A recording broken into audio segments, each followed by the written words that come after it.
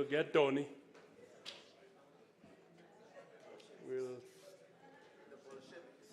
Is it the Bolsheviks? Is it? Okay.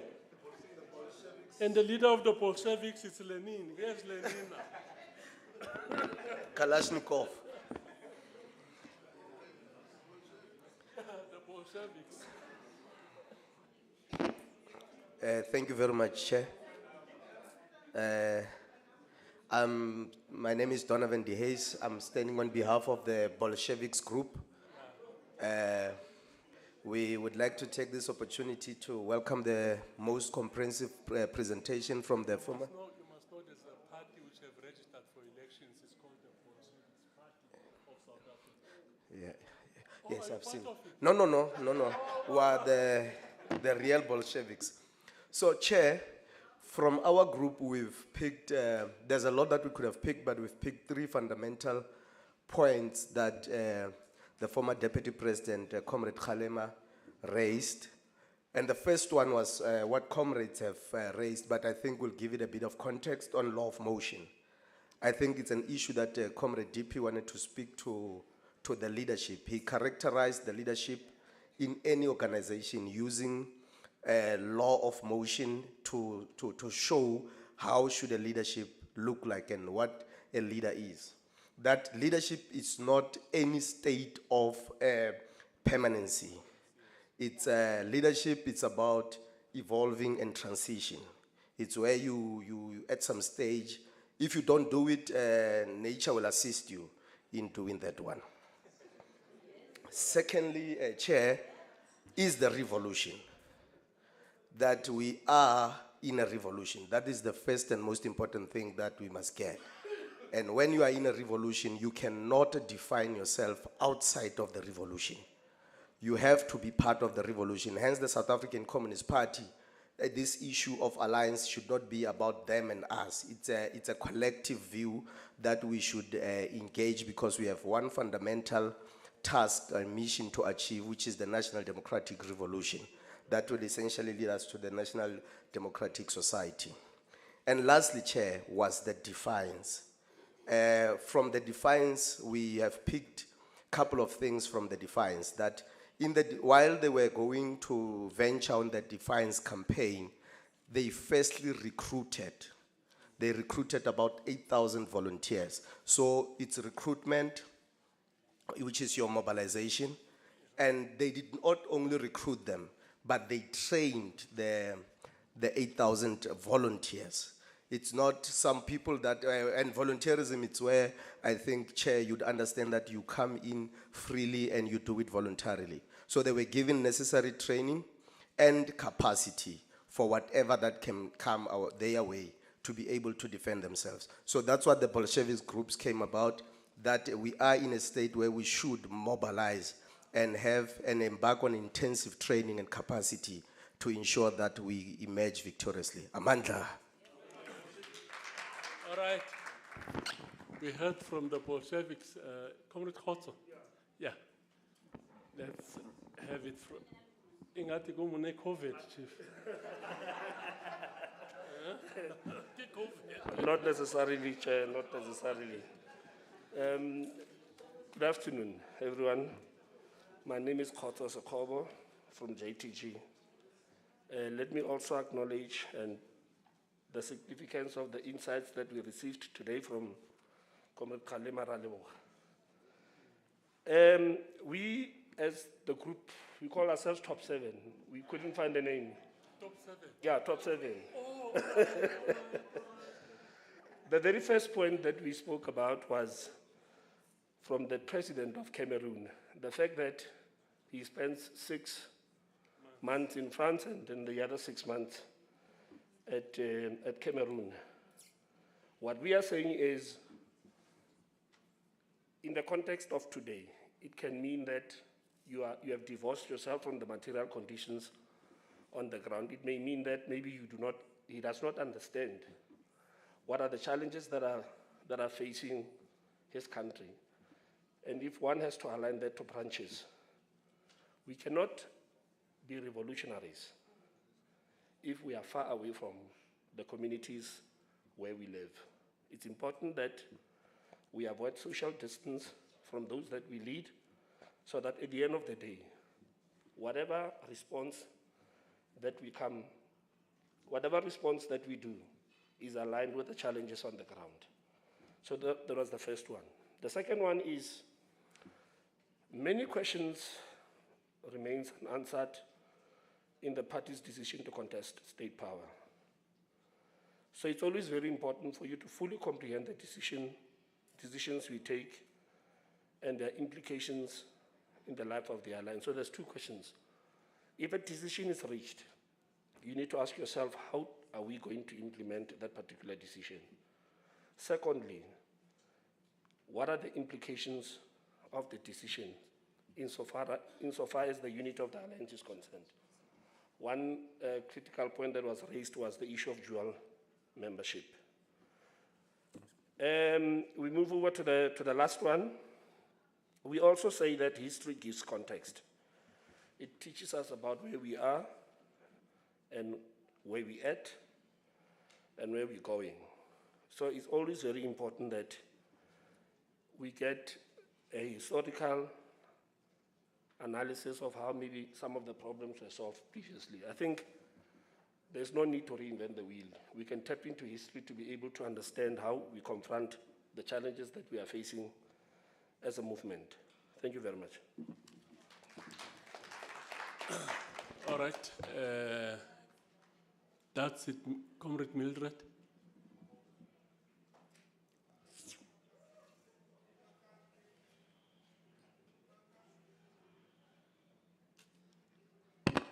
Thank you, Chair. Good afternoon, everyone. My name is Mildred Dikotsi from ZFM. Unfortunately, my group doesn't have a name. So, first, yeah, it's a known. Firstly, I would like to acknowledge and appreciate the presentation of Comrade Motlanthe. It was a very good presentation and very informative. And the first point that Comrade Motlanthe reflected on is the second step that was missed in the process. And this step requires the ANC, the leadership of both the ANC and the party, to meet again and to review the stance of the party to contest elections and also have discussions around the issue of dual membership. And secondly, the fact that the SACP's decision to contest election is going to further divide the support base of the ANC within SANCO and COSATU. And then thirdly, Chair, Comrade Kgalema outlined the history of the alliance, which clearly signifies that our strength lies within our collective efforts. Thank you, Chair. Thank you very much, Comrade Mildred. Lerato? Tlome. Yeah.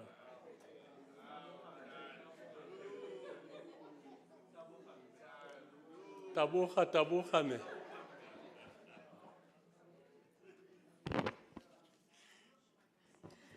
Thank you, Chairperson. I'm Lorato Moleleki from the Zebra Group. It's called Zebra. Why is it called Zebra? Why is it called Zebra? It's because of the gender parity. Yes. Yes, we yes. We are 4 there, so we are well represented. Yeah, that's the consciousness. Yes. Thank you, Chairperson. From Zebra Group, let me take this opportunity also to welcome the presentation of Comrade Kgalema Motlanthe. The presentation was very insightful. We managed to get three points that Comrade Motlanthe raised in his presentation, and he also reminded us that as the ANC, our strategic orientation that we need to unify the alliance. We need to unify the alliance so that we achieve what we intended to achieve as the ANC, the NDR. That is our strategic orientation. And also the second one was that we should be able to manage our contradictions in relation to our fractured relationship with the alliance. And that the third one is that there's a perception as the ANC that we have abandoned the Freedom Charter in favor of the neoliberal policies. However, as the ANC, we need to dispel that notion that we are still pursuing the Freedom Charter as our policy. And lastly, comrades, our group also spoke about the example that Comrade Motlanthe made in regard to where we are as the ANC, because we are in state power, and our relationship with COSATU. How do we manage those contradictions? How do we speak to our alliance and explain the position that we are in so that we do not blur lines of responsibility? Thank you very much. Thank you. Who's coming? Oh. All right. I like your T-shirt.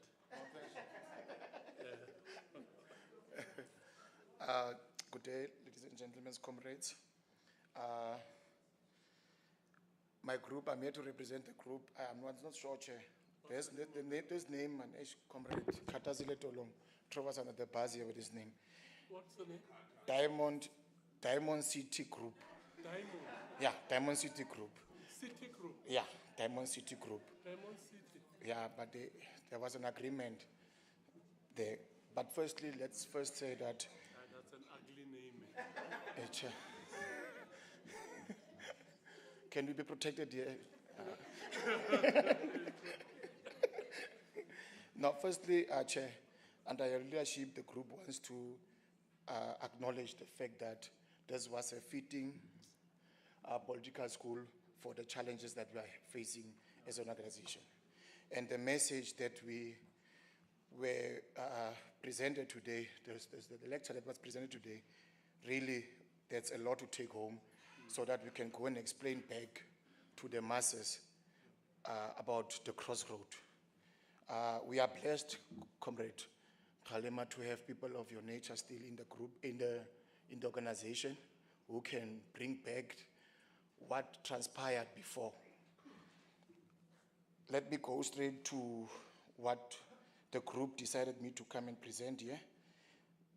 Chair, excuse us, most of the things were already presented in the group.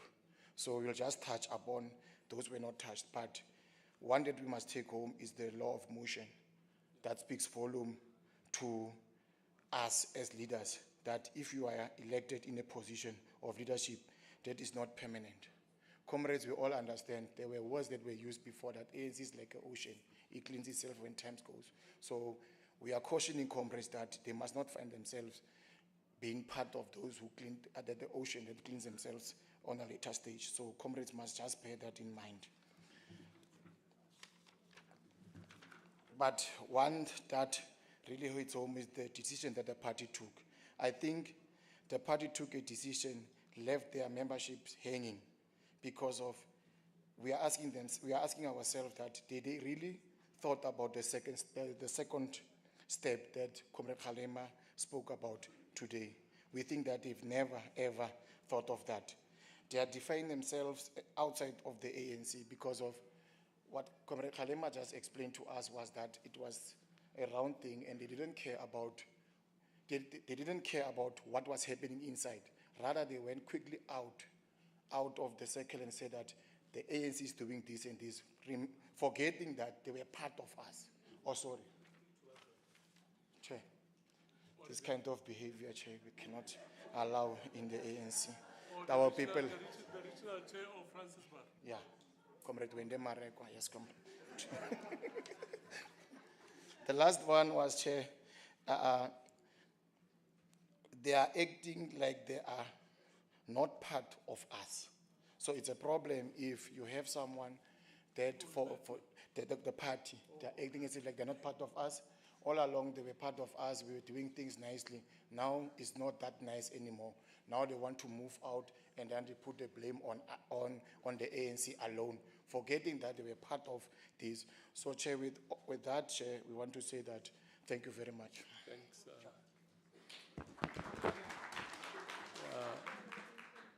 This group, isn't the group here? You know, I must get my glasses now. This group. Oh, it has the green members have already reported. That group, yeah. The group of the officials now, the staff of Makawe, and yeah, can the group come to the fore? Swazigal, you mean, Chief, you can't represent the group now, Swazigal? Oh, we are coming, yeah. And then, okay, let's have this group.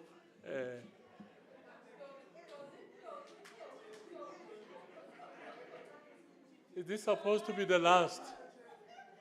Yeah, but we need a group of the officials. Sort out your things there whilst Unomsororo is. Amandla. Yes, and the ANC Lutulas is a revolutionary house. Yeah, so we want to start from the revolutionary house. Thank you very much, Chair. Let me first welcome the presentation and also join my last comrade who was here saying thanks for having Comrade Motlanthe availing himself for such an important topic to come and share with us. Our name of our group is the Alliance Keepers. The Alliance Keepers, yes.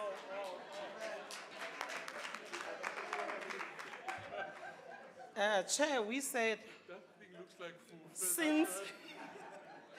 since the establishment of the ANC in 1912, this year the ANC turned 113.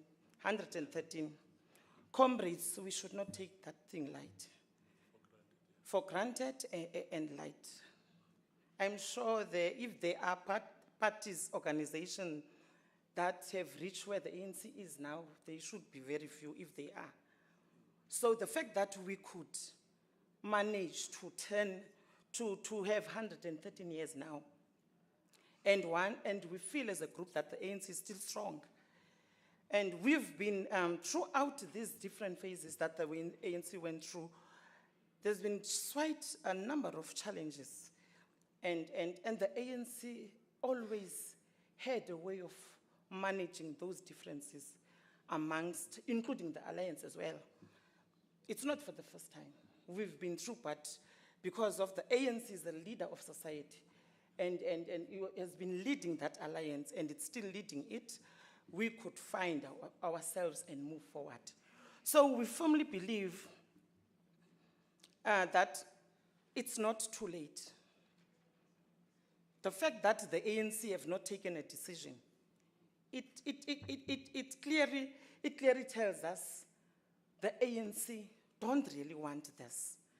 And as a group, we said the day when the party can contest the elections, it will be a disaster. Not for the ANC alone, but for this country. Because we coming for, the ANC can't be an ANC without the SICP. That's how we view it, and we are saying as a group, there is still time, Chair, to correct all this, and so that we can really move forward with the SICP that we know. The other issue that we also said, we ask ourselves as a group, how are we anticipating the contribution of the party in the NDR as our program of action? Because the ANC can't be an ANC without the alliance, especially when we are saying we have to make sure that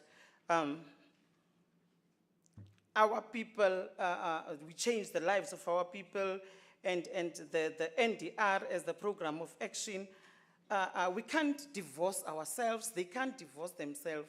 We've been together, and yes, the differences that are there, we still feel that we can overcome those differences, and we strongly believe that the ANC should sit and make sure that they give guidance and leadership with the SACP. And I think, Chair, lastly, we are saying, as the group, the unity the ANC always is talking about, we must be able to say, let's unite this alliance.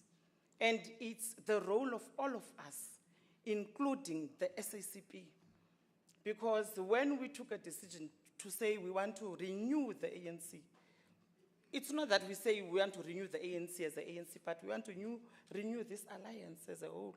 And we firmly believe that unity, if we are united, we will be able to bring the party again. Thanks, Chair. Thank you. I got a notice that Cyril, you are.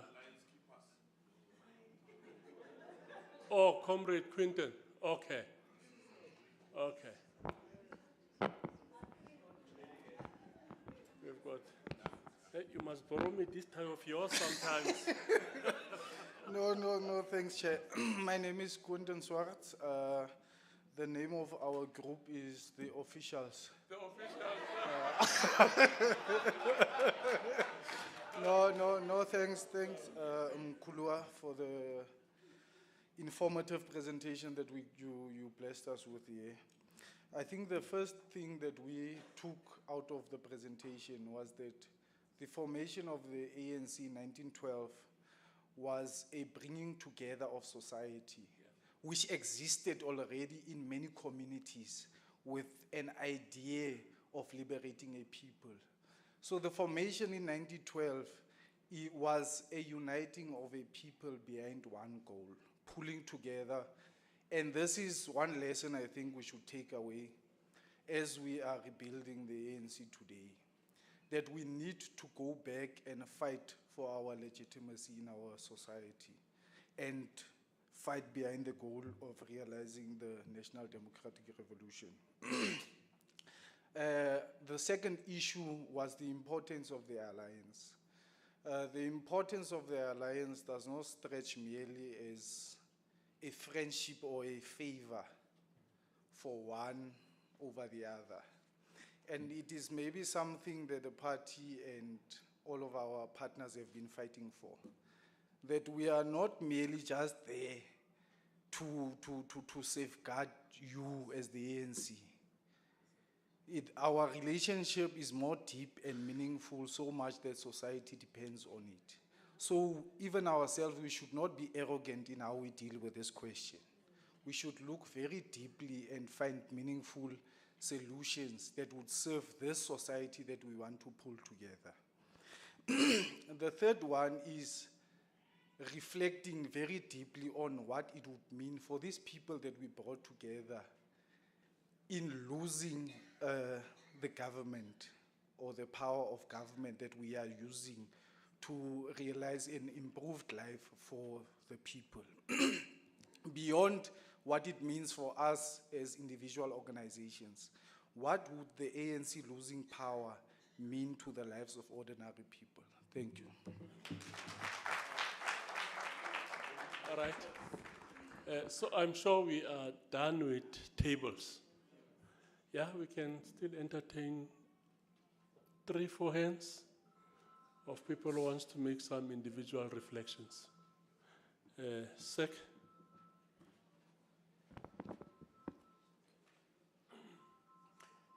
Thank you very much, Comrade Mkulua. I think let me also join by welcoming the very informative presentation that was made.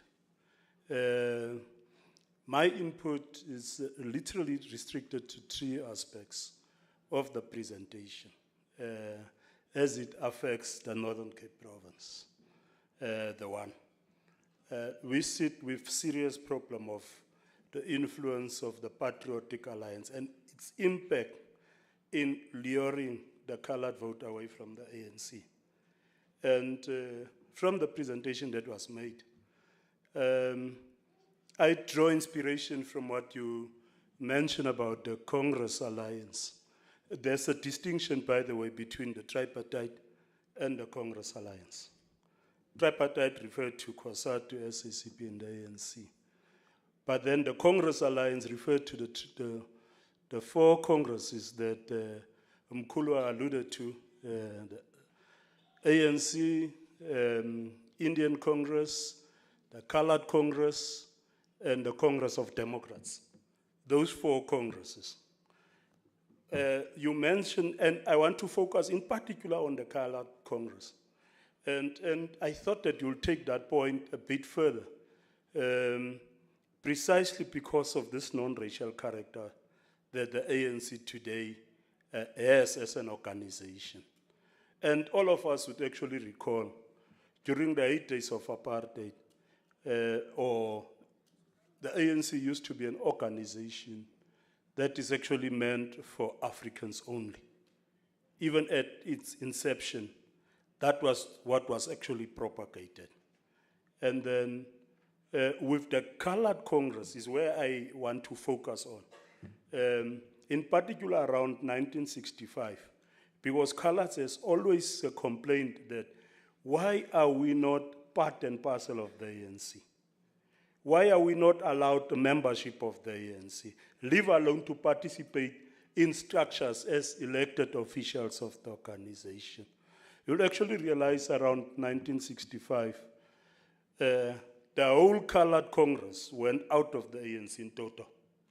The whole Colored Congress, led by by Barney Desai, they decided to break away from this Congress alliance and join the PAC as a structure. And the reason being that they were never actually welcomed in the organization. You'd therefore see Comrade Mkhulwa, when we went to Morogoro conference, the ANC was under tremendous pressure to accept other races also, to be members of the ANC. And it's where this thing of blacks in general, Africans in particular, was actually concretized because of that, major split that went out of the ANC. I thought I want to make that point. You started this thing of the Congress Alliance, how they worked during the 50s, but I thought what is relevant is this breakaway that took place during the 60s, 1965 in particular, under Barney Desai, which literally forced the organization to accept people of other races into the organization. You'd realize later, I think it was around 1985, what's the name of the conference? I forget. Kabwe. You'll realize there they opened up issues of leadership, but to people of other races. But where membership was opened was it at Morogoro. And central to that was the breakaway of the Colored People's Congress under Barney Desai that took place in 1965. Later that year, 1969, they then accepted. But then the other issue that you mentioned, which is significant to me, was this visit that took place to, where the character of the organization was also Vietnam, where the character of the organization was also shaped in a way. But what's important for me, it's the importance of political education that was emphasized. Remember at Morogoro, what was agreed there was this revolutionary council that was actually embraced. And for the first time, people of other races were actually accepted on structures. For instance, Joe Slovo and Yusuf Dadoo were co-opted. But when they came from Vietnam, and the importance of political education was then established, political military councils were established instead of the Revolutionary Council, where the politics was actually emphasized in everything that we do as politicians. Sometimes we like to think that the administration is more important. And what is important, what underscores the administration, is that the politics of decisions that are taken at the administrative level, that we should always fathom at all levels. So for me, the establishment of Polkal Military Council underscored the importance of politics in the movement, and Polkal education is what you have actually emphasized on.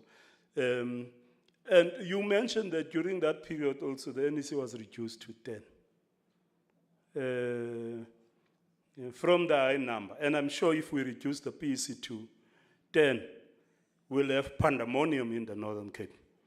There will be big fights. Why reduce it to 5? Why reduce it to 5? Who should actually be excluded? 6, you included, officials with Bao included. So the fights that took place there because of that reduction. And we are told that we had the group of 8 that fought against that reduction. Immediately when that decision was taken, the Makiwane brothers were asking, but now, why is it now reduced? And you had people who are communists who are serving now on this structure. Why should it happen in that way? And we are excluded, and people will never actually accept. And we are told that Flag Bushielo said to the Makiwane brothers, but we came here early in the 60s. Why would people not accept changes that are brought? And those changes were in fact dictated by the material conditions where the ANC had to serve under different condition of, they were banned. Obviously, that's the reason why they had to reduce. I thought I want to make those 3 points. Thank you very much. Thank you very much, Sek. Any other reflections? Any other reflections? Sisti, I'll have to bring you this, because you are about to say something profound.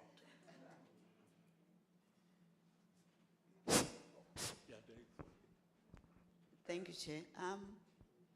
What I've learned here is to say, when challenges were coming, defiance was coming.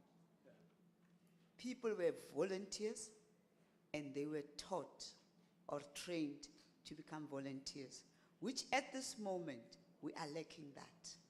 We've got volunteers, we make them volunteers because we give them food, t-shirts, and whatever, but there's no training.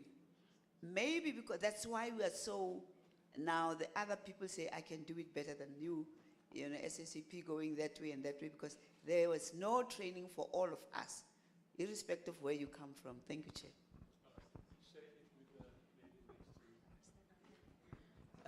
Thank you very much, Chair, and let me also join the comrades and welcome the engagements we would have gotten from Comrade Kgalema. I think for me, what really stood out in the lecture, if I'm allowed to call it that, is the fact that in order for us to diagnose the current challenge we find ourselves in, and for us to craft a solution to the challenge, we have to look at where we come from, and that will guide the work that we need to do. But in looking where you come from, you also have to look at where you are.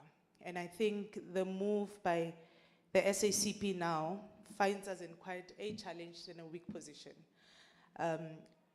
There's a shift in social and economic conditions.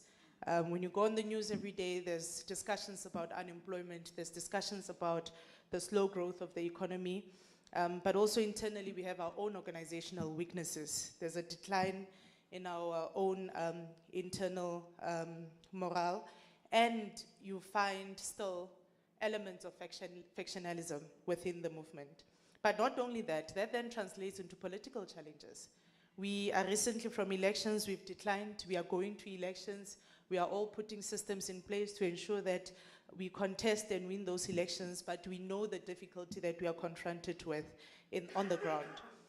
But with that difficulty as well, there's a formation of new political parties, and I think the provincial secretary spoke to length on the effect of the Patriotic Alliance in this province. So instead of us focusing on the enemy, which is poverty, which is unemployment, which is the right-winged forces. We are rather focused on fighting each other and trying to win this argument over each other. And I think when the SACP does go ahead and contest elections, if we are unable to come to an agreed approach for 2026, we'll then find cannibalism. Cannibalism, I'm pronouncing it right? Yes, cannibalism, because we are fighting for the same constituency. But also, Mkhululwa speaks about the laws of motion. And I think there are 3 laws of motion. The first one speaks about inertia. The fact that an object will remain where it is up until a non-zero resultant force acts on it. And when that force acts on it, it will move in the direction of that force and at the speed of that force. But the third law says, for every action, there is a reaction. So whatever decision we take as the ANC in terms of how we handle these elections, we must also expect that there will be a pushback, which is equal in force to that decision that we take. But I think what becomes also an important question that we have to look at is, if the SACP does go and contest election, how do we as the ANC reaffirm ourselves as the strategic center of the NDR? How do we reaffirm the policy direction we've taken? How do we still reaffirm alliance coordination? Because they are saying they are not leaving us.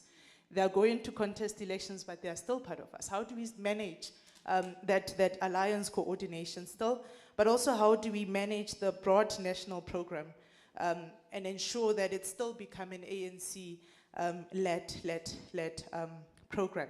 So for me, I think I appreciate the engagements, Chair, but there's still a couple of questions that we need to ask ourselves. If the SACP does go ahead, and we go head on with the SACP, the consequences of that, how do we deal with them? Thank you, Chair. Thank you very much. I saw some hand somewhere there. Where was it? Oh, Masco, sorry. Give to Comrade Marcia. We save you from walking to the... Also, you switch it off because you want to come and speak from here. Oh, come, Masco, come, you can speak from here.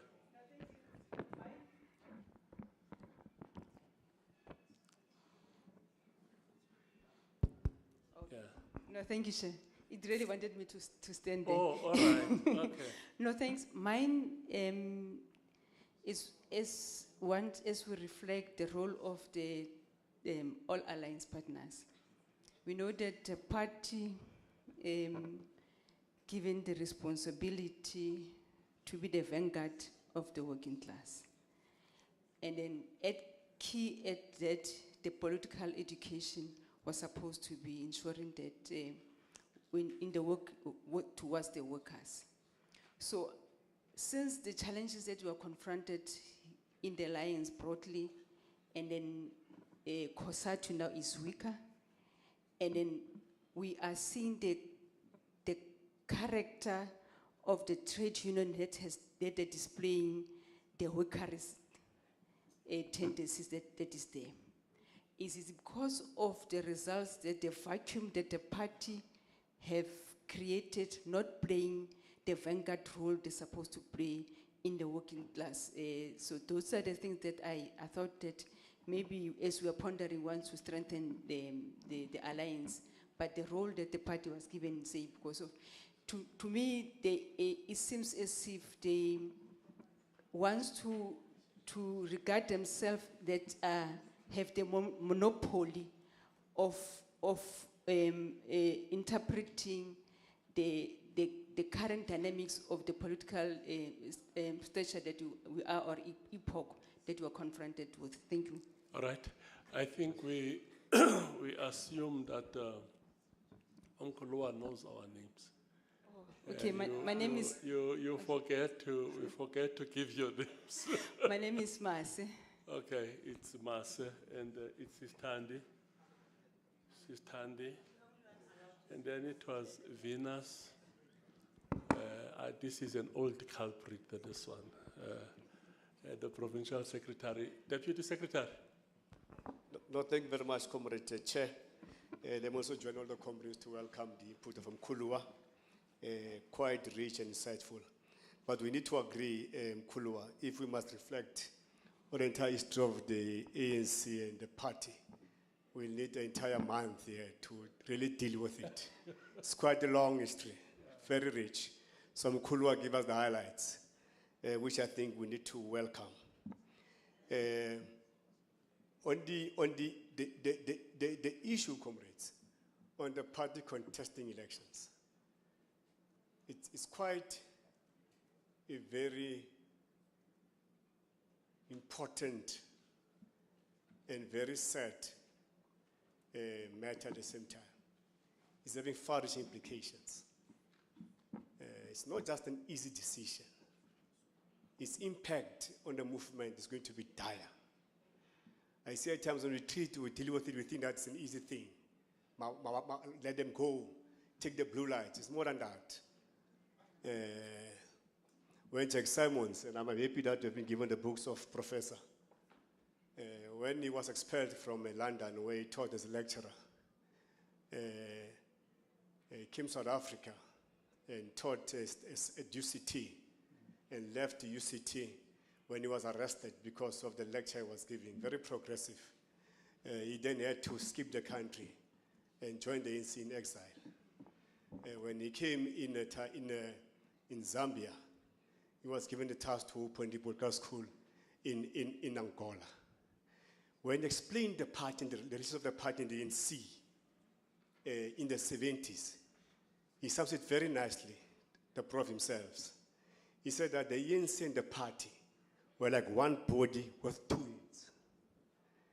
They were interestingly intertwined and deeply, deeply interrelated.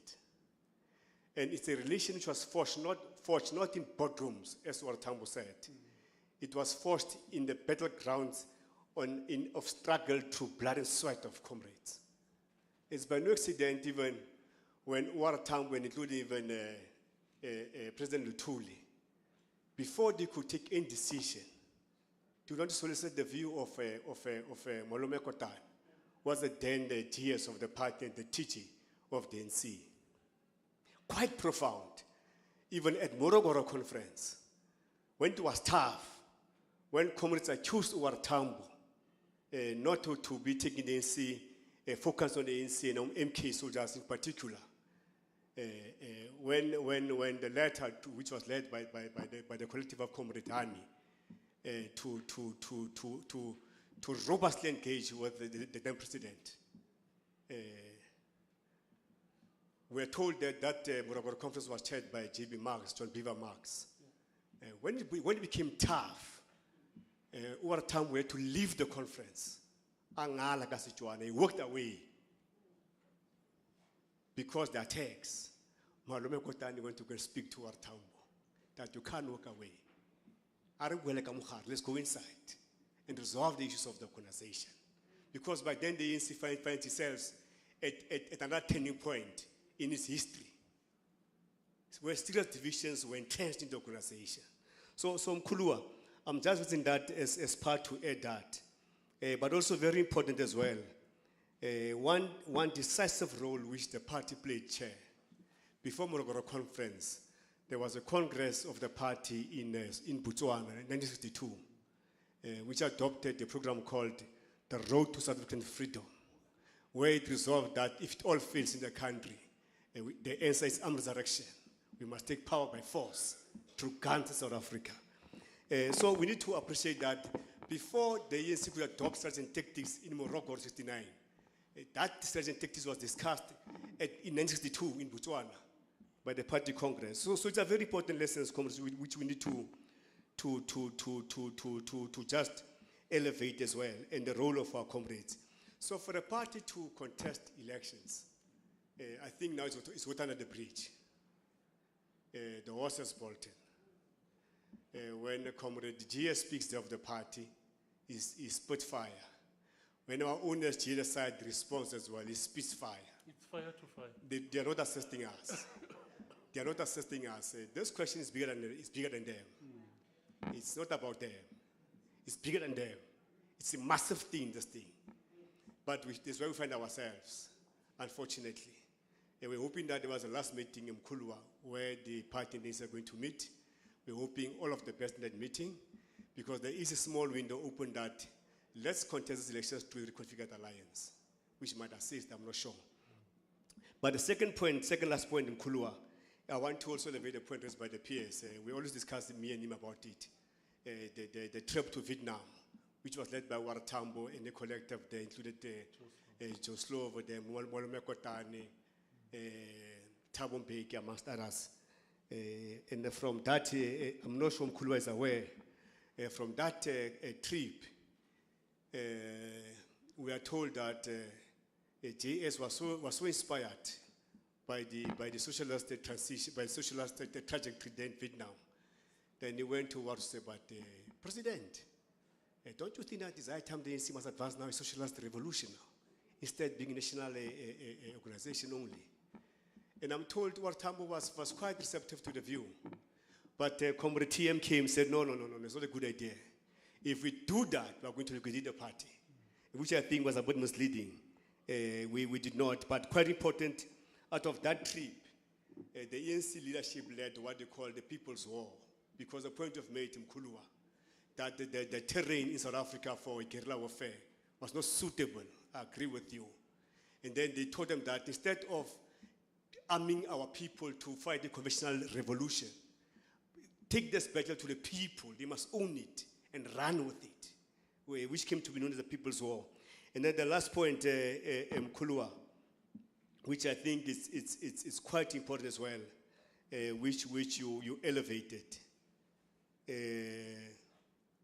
In fact, this lesson, in summary, you threw the question to us, the crossroads. What are we saying as ANC members? You see, when we want to sit there and want to chastise the party as ANC members, we are making a grievous mistake, or a grave mistake. Difficult moments called for tough decisions. We will have to check as a movement, how then do we defend this revolution? By the way, this revolution can't be owned by the ANC alone.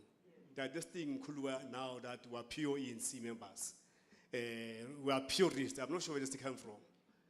This revolution, comrades, is deeply intrinsic amongst our people. So we will have to say as a province, unfortunately, Mkulwa, we are a province, there's an NEC, and we are the PEC. And we are taking our orders and our directives from the NEC. Through you, we need to appeal that our leaders, they must come together. They must try to sit down and address the second step, which you reflected on what are we saying about the dual membership. Some of us have the responsibility and the burden of carrying dual membership. And in these difficult periods, it's where we needed to be guided properly when these difficult moments present themselves. And I think as this leadership, this PC collective, we really think that we'll have to visit this particular perspective. But I must say that it's quite a very sad moment for the movement to have arrived here, Comrade Chair. Thank you very much. But welcome the input of Mkulwa. It was quite enriching. Thank you very much. Thank you, Comrade Marops and Comrade Lindy. You can come to the front, Chief. I'm okay, Chair. Oh, all right. No, thank you very much, Chair, and greetings to our DP and also the officials and the entire PC. Let's appreciate the class. For me, standing here, we've been to political schools, even with the chair in China, in other countries, and even here at home. But this matter of our alliance partnership, today it has been given as if it's a new thing. And yet we know where we come from. But I think what is lacking, it's us taking it down to our structures. This is an eye-opener. I'm not sure how many PEC members have got this information like it's for the first time. We usually take it lightly to say this alliance yenziwa ngegazi. Akusinto yokudlala, it's a vanguard, da da da da da da. But today you went deeper, even in talking about how you were able to access membership of being in a Communist Party. I'm moving with the topic to say the alliance at crossroads, where we come from and where we're headed. Now, joining SACP, it's no longer like you must have other 3 comrades putting a word and affirming that Lindiwe can join Communist Party. Where we are now, once you are no longer deployed, you are recalled in government, or you are not elected in a certain conference, you cross, you go to Communist Party. The reason why we are at loggerheads and not able to find each other, you've got allies that crisscross because my personal interests were not served. That's the problem we're having. Because by then, a very senior comrade, 3 of them will motivate why Lindiwe can be a member of the South African Communist Party. And being part of that, they were trained for certain purposes, being vanguard, making sure that being a vanguard of the working class, mkhulwa siyekile nakucala kulwa ikhosatu siba nama splinter.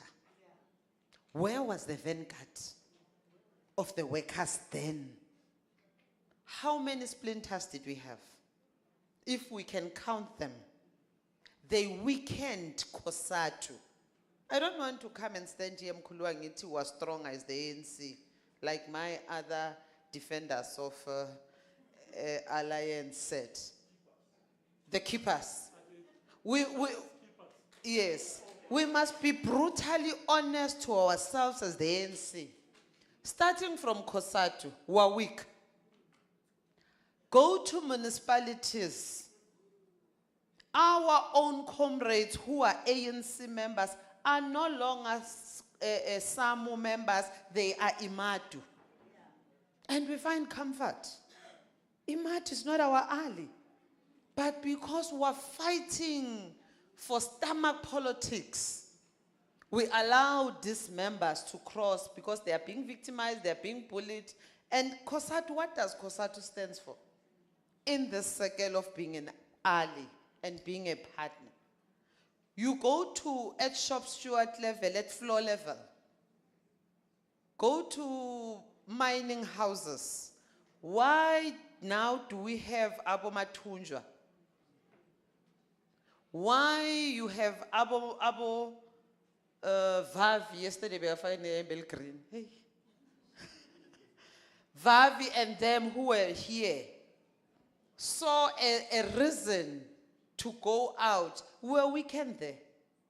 Now the vanguard also, it's coming to weaken the ANC.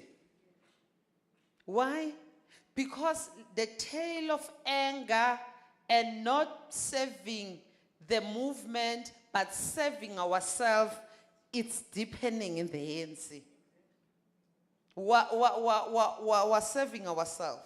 So when you talk of programs of training volunteers to execute certain assignments, how many times do you have branches of the ANC or of alliance in totality, your COSATU, SANCO, ANC, being trained and understanding even the resolution of the ANC? Because your second comment, Mkhulwa, was ANC is 113 years because it's run by its policies which are adopted at conference.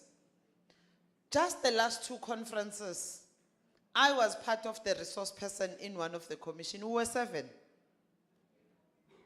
Who is making these policies?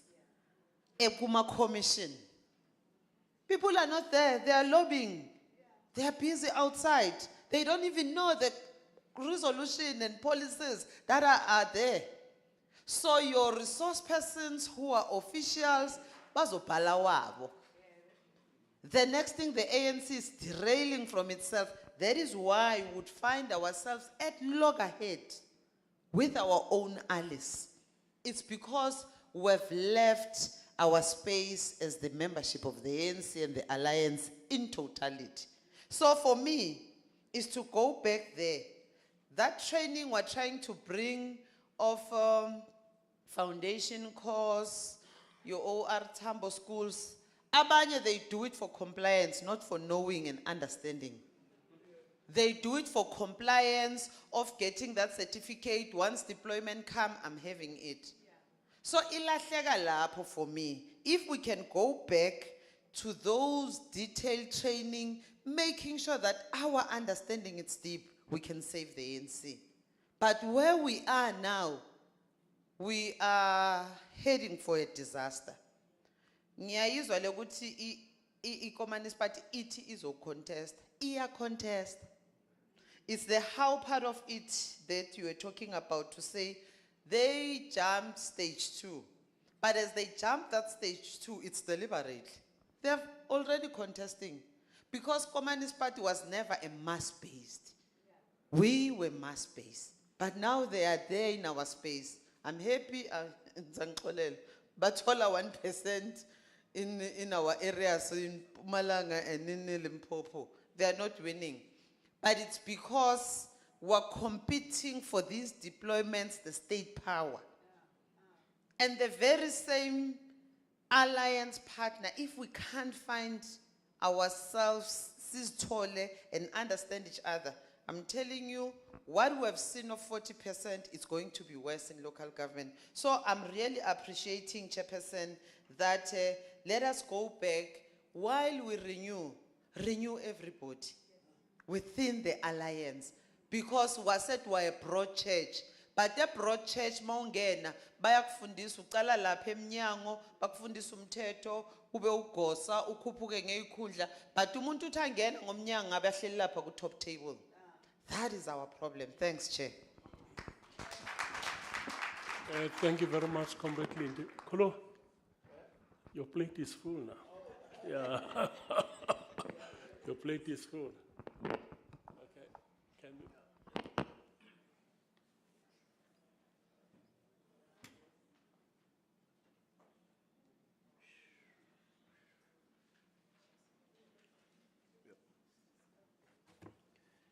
Thank you very much, comrades. Let's start with, you know, in an organization, language is very important. Language. And I know sometimes we use words as though they are synonyms. So we speak of a member and a cadre as though they mean one and the same thing.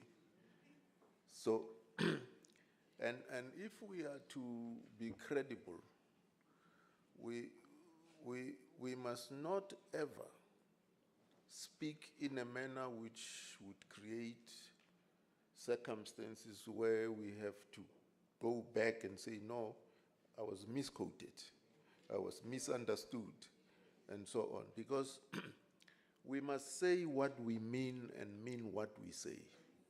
Yeah, and not speak in a manner which is subject to multiplicity of interpretation, because if people can interpret it any other how, then the message is lost.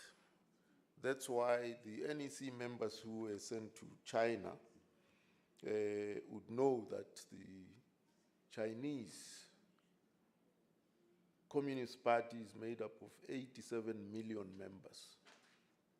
So to manage 87 million members is as complex as managing the entire South African nation, because we are 62 million. The party is 87 million. And so with these 87 million members, their conference is attended by 2,000 delegates. 2,000. And those 2,000 delegates, before conference, because you see, and I want to use that just to explain why it is important to understand Rule 7 of the ANC Constitution. Because Rule 7 in the ANC Constitution describes National Elective Conference as a structure. And what that means, comrades, is that, and it also says 90% of delegates at an elective conference are delegates from branches. So, why do we refer to these attendees of a conference as delegates?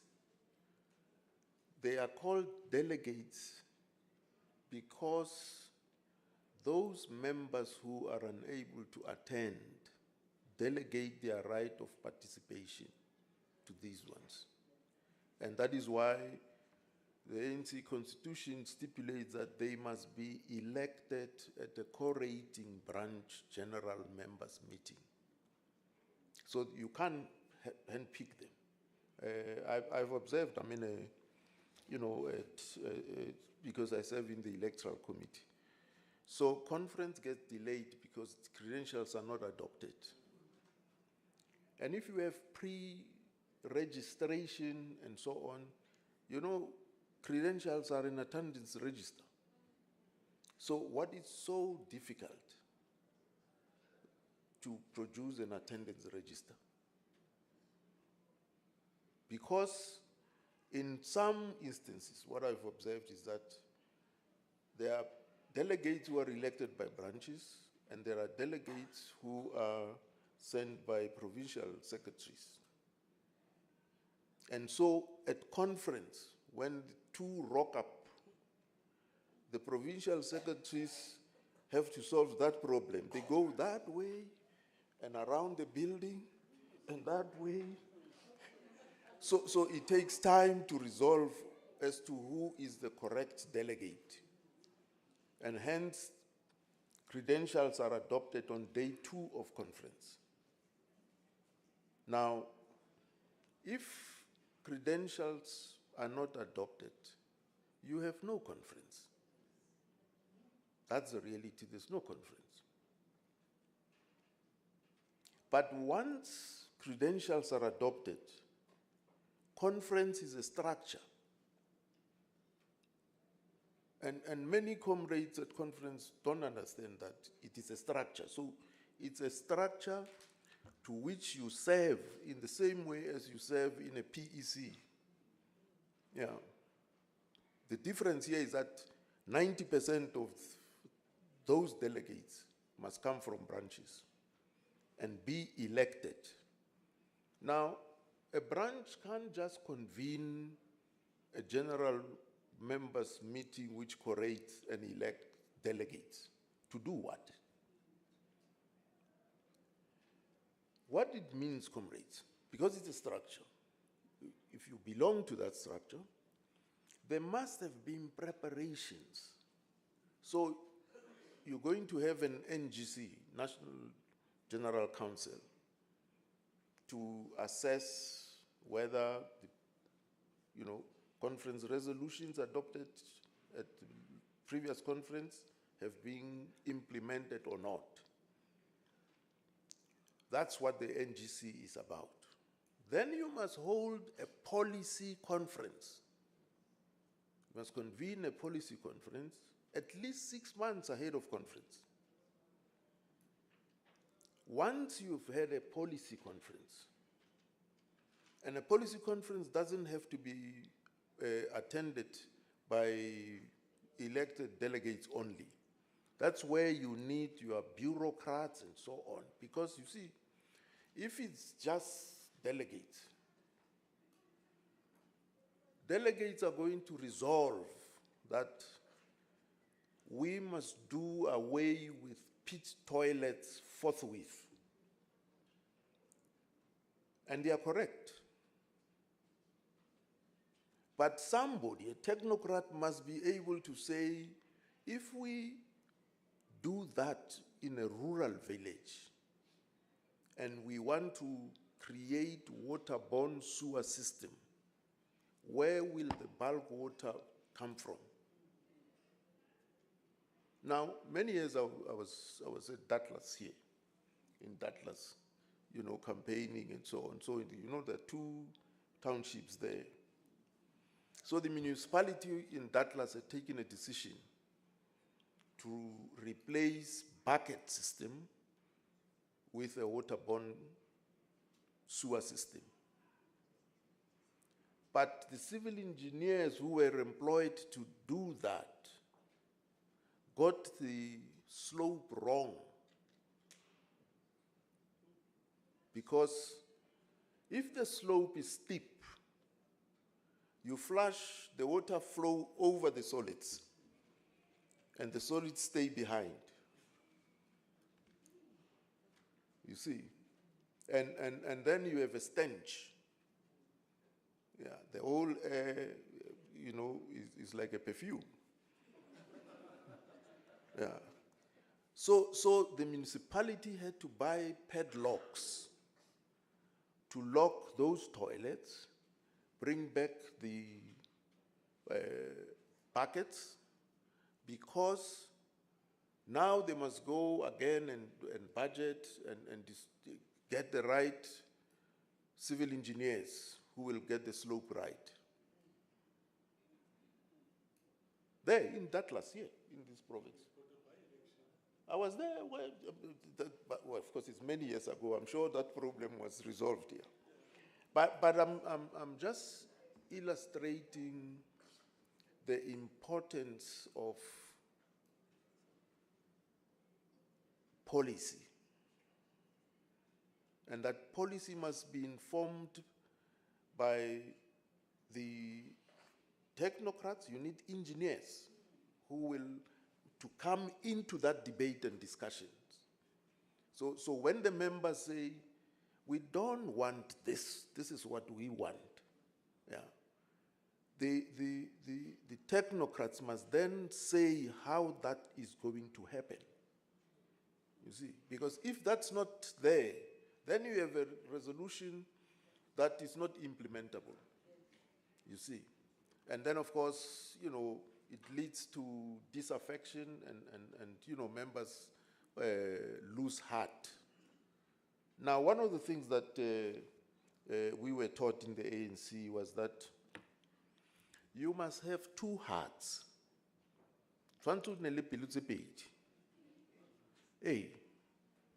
So that when the smaller heart gets finished, now these people, you are done with them. Yeah. You see. The bigger one kicks in and says, please don't do that. Ababantu. You see. If you are in the ANC, you must have 2 hearts. Because if you have 1 heart, it will fail. And then what are you going to do? You see. What are you going to do? So you must have 2 hearts. The big one must kick in and say, no, please, don't do that. Yeah, don't do that. These are important people. Relate to them properly. Otherwise, that's why, and that's what explains why people walk away, why people split and so on. Because they reach the end of their tether. Yes. Yeah. And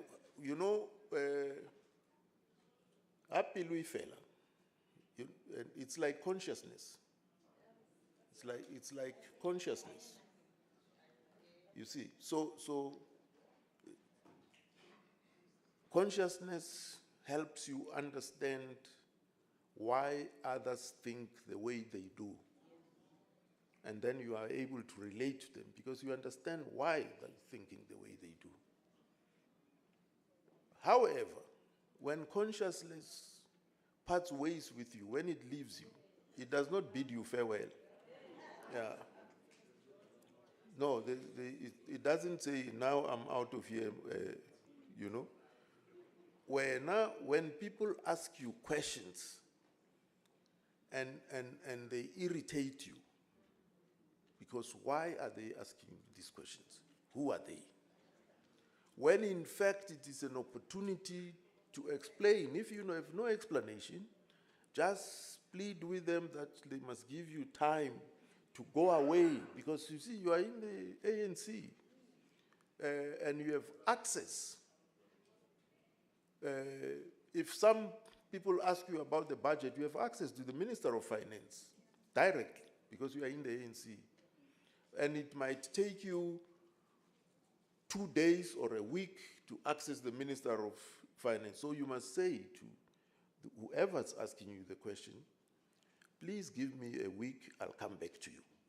And actually take the trouble to go back there and explain. You see? But if you say, you know, I worked with mine workers. Now, mine workers, you see, elect leadership. And they trust them to a certain extent. So if they say, no, go and meet management, and these leaders go and meet management, they're looking at their clocks, their watches here. If, 30 minutes lapses, they say, Banwati early management. Yeah. They've forgotten about us now, you see those people. That's how mine workers operate.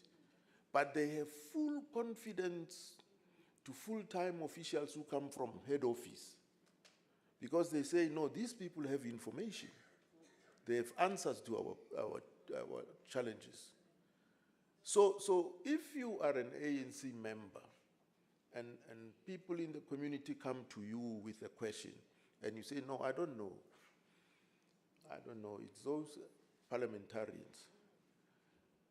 And then they go away, they have no answer.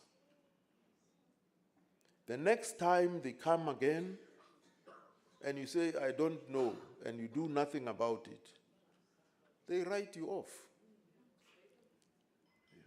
They write you off. The same way mine workers would write you off. And mine workers, they elect you, but they know you work with them underground.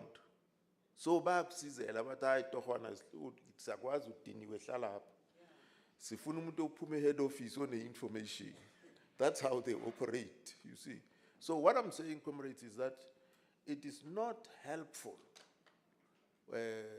when you are a member of the ANC and unenhliziyo enye ezawuphela esithubeni, yabona? It's not helpful. You must always have two hearts, yeah. So that you are able to respond to questions from the community. Now, as I said, comrades, that all components of this alliance are at a crossroad. There's not one that is immune from this malady. Not one. And that is why when we speak of renewal, it must apply and affect all. You see, you can't stand outside of the alliance and say, no, the alliance must be reconfigured. How? You must be inside and say, let us reconfigure this alliance. Yeah. Then, of course, you'll be able to, because it will have to affect you. Because change is painful. Yeah. You can't remain in your comfort zone and demand change from others. That's what I was trying to explain, that is not the way to go about it. Now, if you think of, I want to give you an example. So, COSATU takes a decision to expel the biggest industrial union with 350,000 members. 350,000 signed up, paid up members. And COSATU takes a decision that we are expelling them. Because there are differences at leadership level. You see? And those differences could have been addressed with the help of the other components in the alliance. You see, because I ask myself, where was the ANC? How could the ANC allow 350,000 organized workers to be expelled? How? Where was the SACP? How can the SACP allow for 350,000 workers to be expelled? And I had no answer to myself. All I could figure out was that this alliance is now one organization, but exists in the form of different independent component organizations. But actually, the leadership is one and the same people. Because the advantage and the strength of being in an alliance of independent component organizations is that you can help each other, because you are not direct, you are not in the storm, the eye of the storm, you see. So you can come at issues objectively and help find a solution. So that's one of the issues that I think weakened COSATU.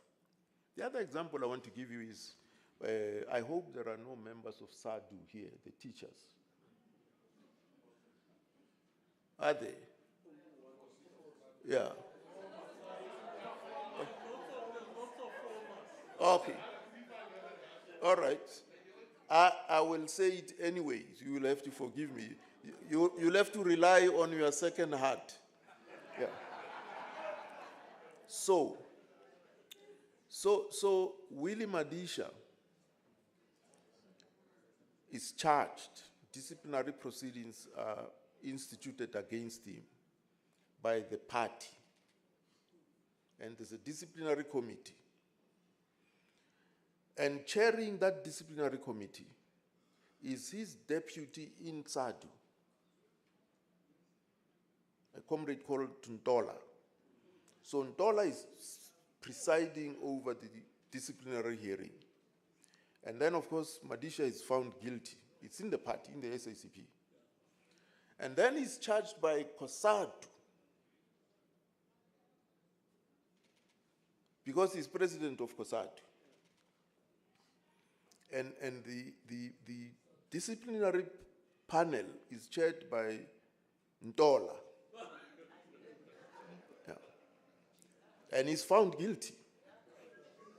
Yeah. And then his union, SADU, the teachers' union, charges him. And the person presiding over that disciplinary panel is Ntola. And is found guilty. So what I'm saying is that if you mete out such an injustice, yeah, it's not discipline, because it's the same offense, but it's charged for the same offense by all component organizations to which he belongs. You see, and he needed healing. He needed healing. He needed the elders in the party or in the ANC to go and help him understand that these things do happen. You see. But because that didn't happen, so when COPE is formed, it's there with COPE. It's gone. But as an individual, he was subjected to deep, deep injustice. You see? Because, lawyers who are trained to specialize in labor law, they don't adhere to the rules of the Labor Act. If you do wrong, the lawyers will dismiss you now without a hearing. They know that the procedure, there must be a hearing and this and that. You see. So similarly, freedom fighters can learn lessons from the oppressor.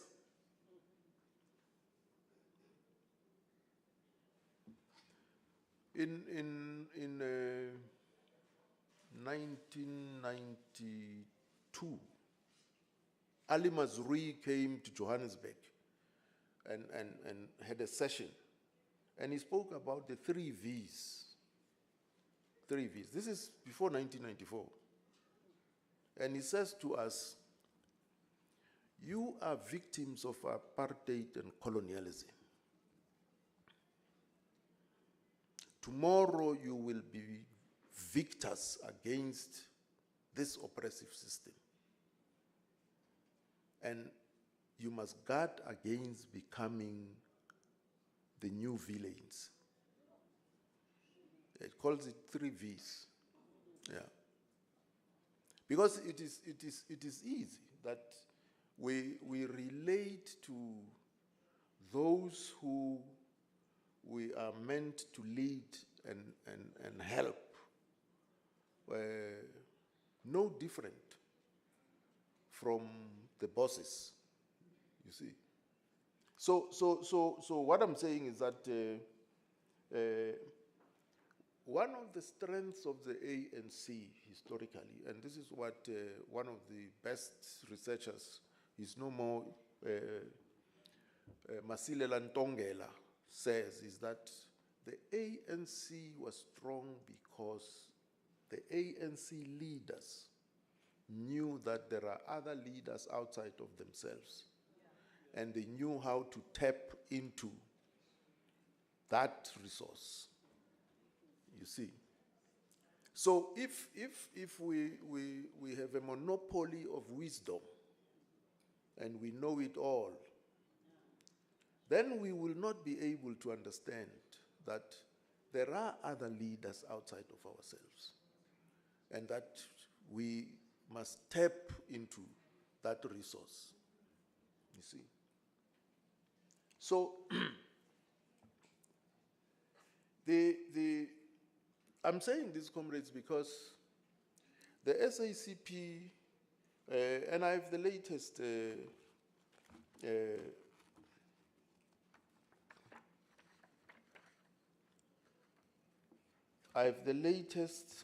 publication of the African Communist.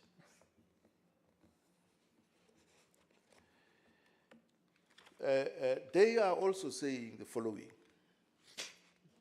The NDR is not just at the crossroads, it has stalled. That's what the SACP says. Either it advances towards socialism through inclusive, decisive rupture with neoliberalism, and it is permanently insinuated into a reformist, bourgeois, nationalist project that serves the interests of a few in collaboration with established capital, but in the name of the entire historically oppressed black majority. That's what the African Communist says. Now, it has taken a decision that it will contest elections.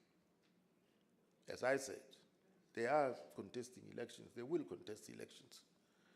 We must take that as a given. But the ANC has to understand why that is happening and how the ANC will respond to that when it happens. You see, because when this resolution, I mean, it's been raised for years in the SACP. This question of the SACP contesting elections has been raised over and over. But it was never adopted as a resolution. Now it is being adopted as a resolution. And the party itself has got to deal with step 2. They've got to deal with that, because for now, it's almost like,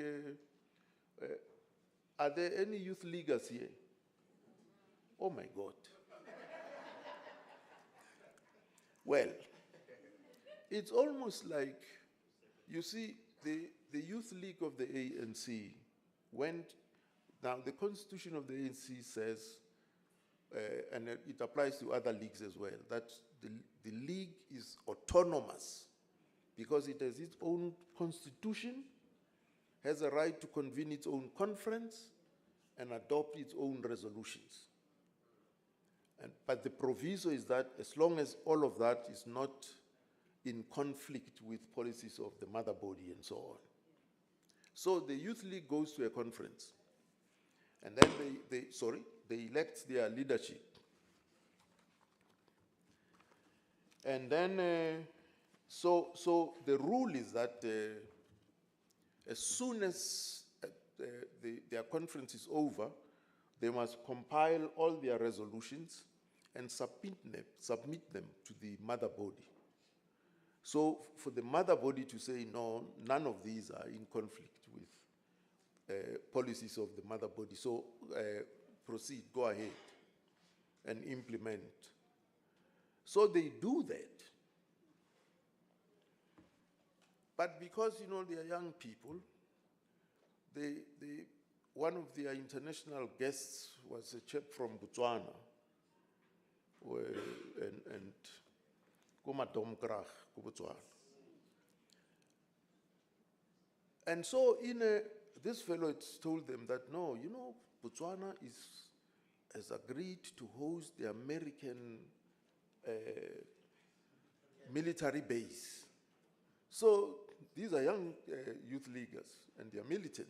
So they call a press conference. And they say, they condemn Botswana and they will march to Botswana, and this mustn't happen. Now, so the ANC leadership is worried by that. And it says to them, you must come and explain yourself. So a meeting is actually set up between the leadership of the Youth League, newly elected, and the officials of the ANC. On the day of the meeting, on a Monday, the president of the ANC says, we can't meet them. So SG, go and inform them that the meeting is off. So the SG trots out, goes, we are on the 10th floor, yes. They are on the 7th floor. Yeah. And he tells them that the meeting is off. They are already there, ready to come to the meeting. Yeah. So they don't understand him.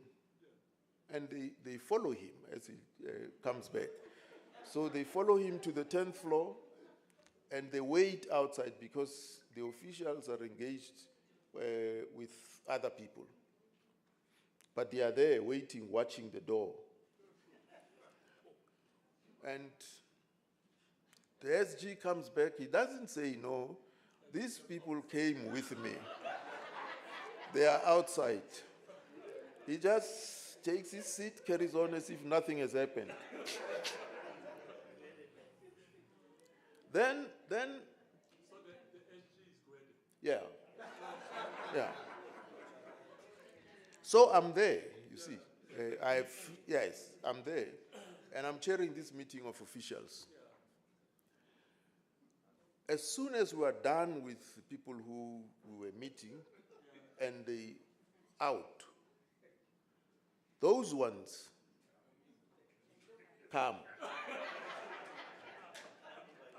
and they knock, and I say, come in, and they walk in, and they take their seats around the table, and I ask them, to what do we owe the honor of your presence? And then the late Magaqa, who was their secretary, explains, he was their SG, yes, explains why they are there. And, you know, we must then engage with him. And when he's done with his explanation, their president, Malema, adds, and that was it. That was it. That was it. Eh? The explosion. The explosion. The explosion. From both sides. No. Because the president said the meeting is off. And so he responds now that, yeah, this is the problem. We tell you the meeting is off and you barge in here. So once it's done, because I'm chairing the meeting, I then say to them, well, comrades, you've overstayed your welcome. Thank you very much. And up, and they rise and they leave. Then they are charged. Disciplinary charges are preferred against them. That they invaded a meeting of the officials, and so on and so forth. And they are found guilty. Yeah. And they are found guilty by the NDC, and the appeals committee endorses the findings of the NDC. And Malema is expelled. Magaqa is suspended for 1 year. And so I say to the officials,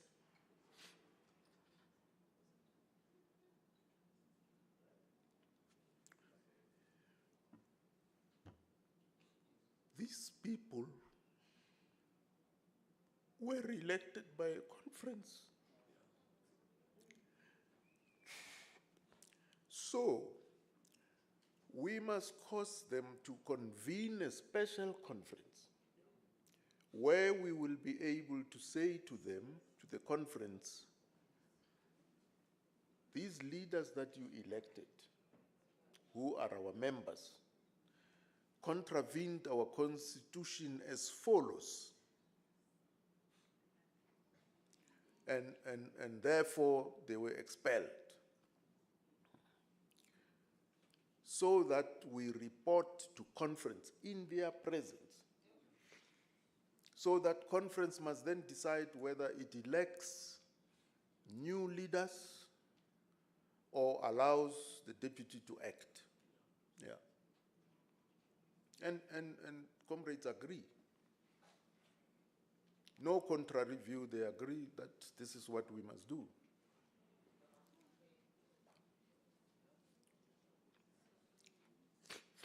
And then, of course, it doesn't happen. Yeah, if it doesn't happen, so other members of the Youth League still relate to Malema as their president. Others know that he's expelled. Then you cause confusion in the Youth League, and the Youth League has not recovered. Yeah.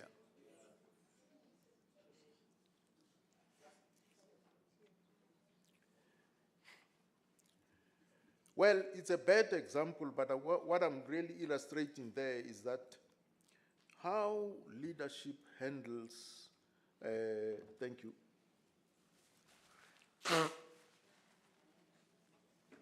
How leadership handles these kinds of issues. If you leave your membership in a state of confusion, then of course the organization will suffer.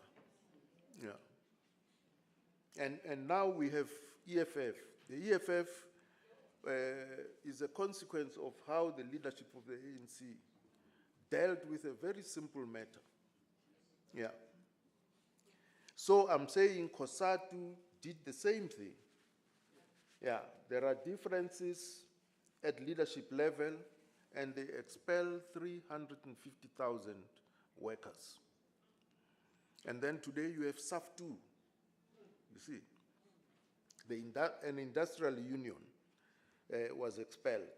Now, I want to come to the Deputy Provincial Secretary's input. I'm taking them from, the last ones, as it is.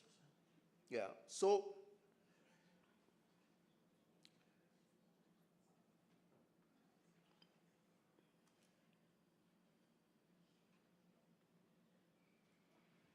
yeah, this issue of dual membership, comrades, the ANC has got to understand that the SACP needs help. The ANC has its own troubles. It's in trouble itself. It has its own crisis. But it is still in a position to help the SACP on this issue. And for that, for the ANC to be able to help the SACP, it must accept that the ANC has no monopoly on political wisdom, because that's part of the problem. And it's not a problem of yesterday, comrades. It's a problem that has been there for a long time. Because one of the things I didn't say to you is that the SACP held its last conference in Havana before unbanning. And there it was debating insurrection and so on. The approach was that there's going to be an insurrection, revolutionary insurrection. And then it held its last Central Committee meeting in Lusaka before coming back home. And at that Central Committee in Lusaka, some of the leaders said, no, we are going to play an important role in the negotiations, so our membership must not be made public. Remember, the SACP was always, as a banned organization, underground. Now, it is unbanned. It must surface. So some of the leaders say, no, please, we are going to play an important role in the negotiations and so on. And then they allow their membership to lapse. So the Central Committee says, whether you surface or remain underground, it's optional to the individual. Now, no organization, no serious organization operates that way. It's the same thing like this dual membership. So, because now we negotiate, and when we go into government, you see. So that weakened the party. And then you end up with the bulk of party leaders in whom the organization invested time and training, and they went to the best universities. So they leave the party. They are now in the ANC.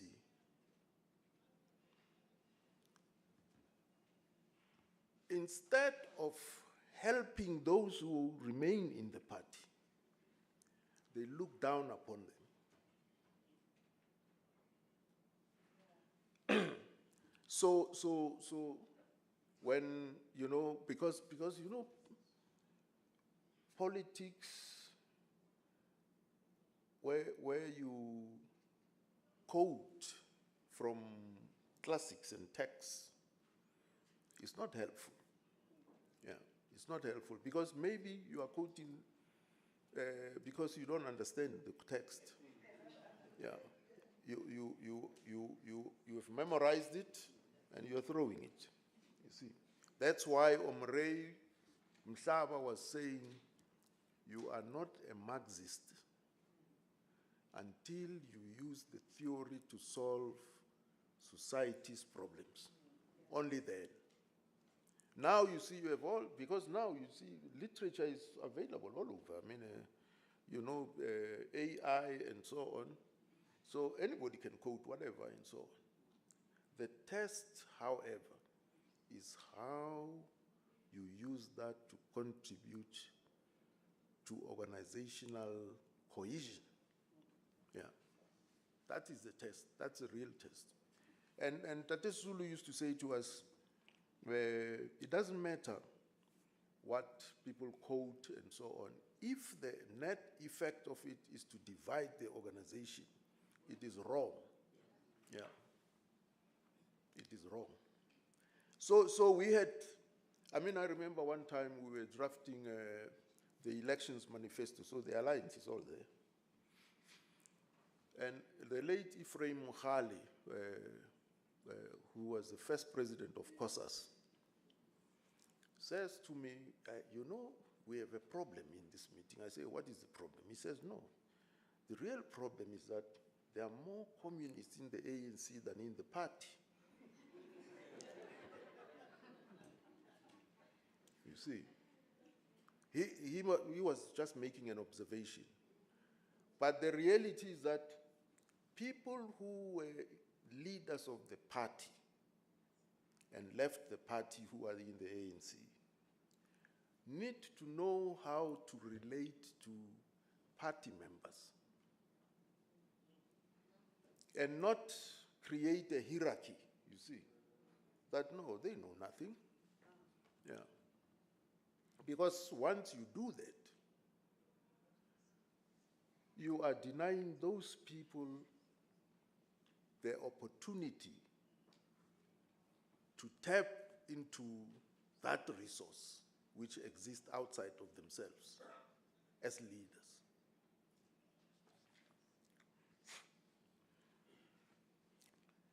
So, the Vietnam visit led to the crafting of the 4 pillars in the Green Book. Yeah. And the lesson of Morogoro Conference, as explained by J.B. Marx, because the combatants, who had been involved in Wangi and Sipolilo operations, when they went back, 13 of them crafted a memorandum because they say, no, leadership is not doing what it's supposed to do. And J.B. Marx says to, at that time, the group of 8, Bomakiwani, sorry, Bomakiwani,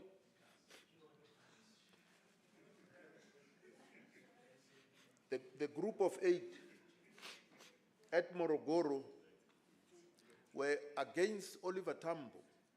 Yeah, that Oliver Tambo is allowing all these other people. Of course, you see, they were using a technical argument because the last conference of the ANC in 1958 had elected a leadership. And some end up in prison, others go to exile. So as and when they went to exile, if you were a member of the NEC elected at home, you were immediately co-opted into the NEC because you were elected at home.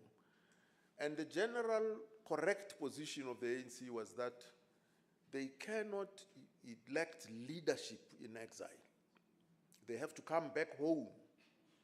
And only the structures of the ANC, because in exile you couldn't have proper branches, you see.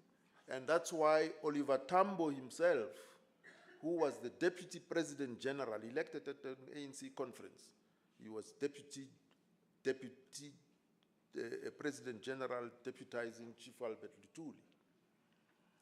When Chief Albert Lutuli dies, he says, no, he is acting. He couldn't say he's the President General. You see. So the general approach was that leadership will be elected at home. Those of them who are in exile are serving in an acting capacity. And so Bomakiwane, this group of 8, used the constitution to say, no, this is the constitution of the ANC. So we can't get other people to lead the ANC, get them into leadership. And that's why the Morogoro Conference created the Revolutionary Council, chaired by Oliver Tambo, including Yusuf Dadu, Dan Klome, and later Joe Slovo. And so they were dead set against this, you see. So they were adopting an Africanist approach to the exclusion of other Africans. Remember, if you go into the history of the ANC correctly, all coloureds, Indians, and Africans were regarded as Africans. And because of Group Areas Act, the tactic was adopted to then, have these formations along those lines. But that tactic has become permanent. Yeah, that tactic. That's why even today we use the same categories of dividing Africans. And that is why ethno-nationalism, now every ethnic group feels that it must stand alone. Yeah. Now that goes against the very formation of the ANC in 1912. You see? So Bomakiwane, the group of 8, were adopting that approach. But J.B. Marx says to the combatants, when they say, no, these people are a problem. So J.B. Marx says to them, yeah, at our levels as leadership, we have long realized that they are a problem. But they are your leaders. So we couldn't act against them precipitately. Because if we did, you would follow them. So we had to allow time for you to see them for who they are. And now that you've seen them, we will be able to act against them. That's the most important lesson of Morogoro, as articulated by J.B. Marx. Yes, that sometimes you have in a very popular leader, how you deal with that leader is important from the point of view of avoiding the splintering of the organization. Because as long as there are members who believe in that leader and follow that leader, they will follow you. And you think you are dealing with an individual. Yeah. So as leadership, and this is the lesson that J.B. Marx, explained out of, as he was speaking to the combatants, that at our level as leaders, we have long seen through these people, but we could not act against them because they are your leaders. You still believe in them. So we had to allow time for you or for themselves to expose themselves to you as to who they are. But now that you've seen that, we will be able to act against them. So that's the lesson of Morogoro, yes.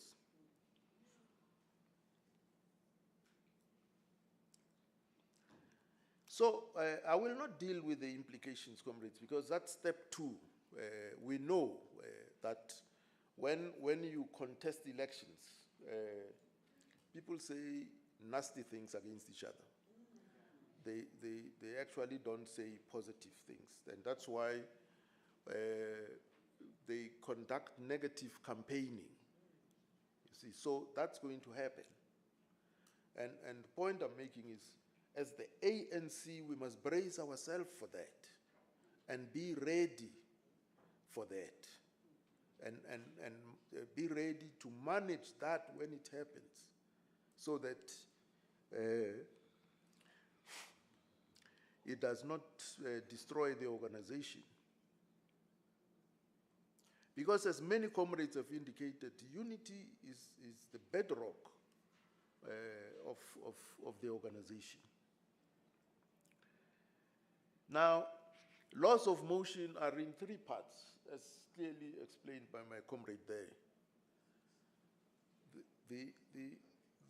The main point is that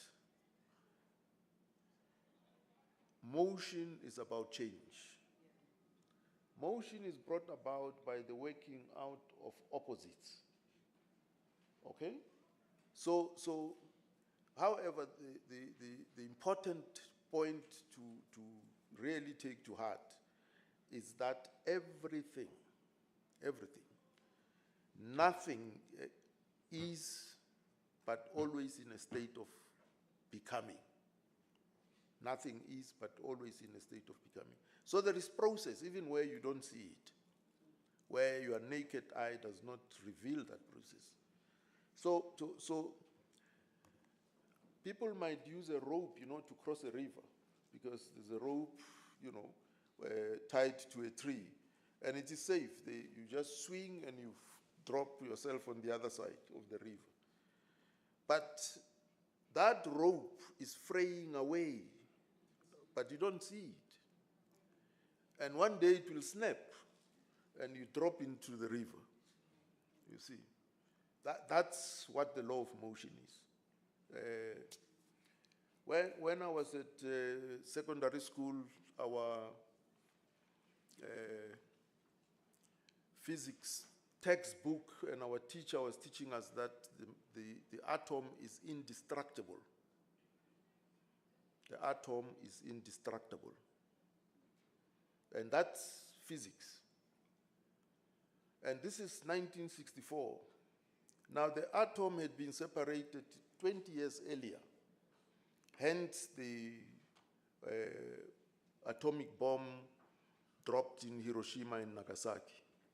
But our textbook was still saying the atom is indestructible.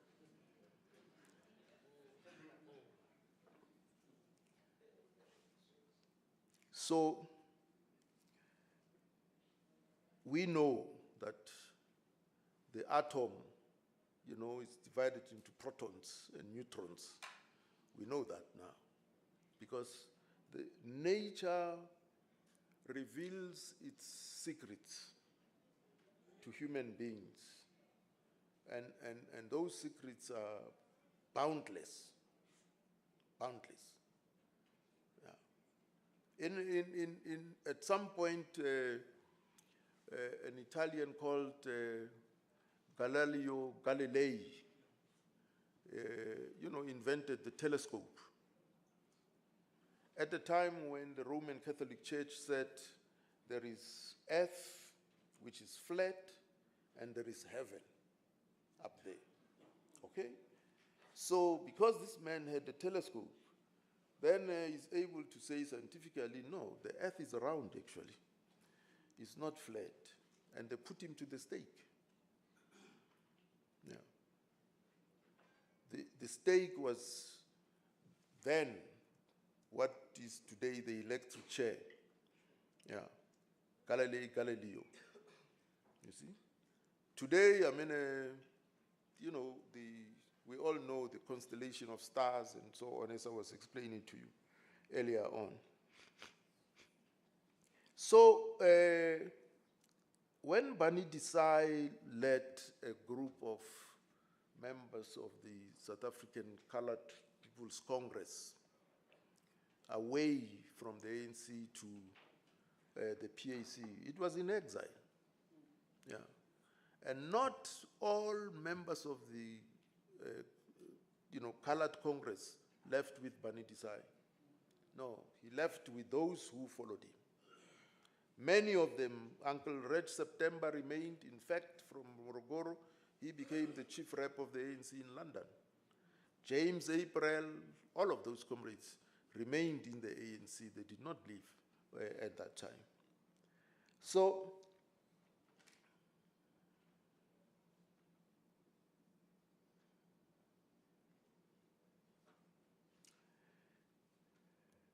and Bani Desai's son is a filmmaker. Yeah, he contested elections some time ago, registered a party called the Revolutionary Marxist Party, and of course didn't do that well. At first he was close to the ANC, but with time he decided that it's those workers' Marxist tendency people.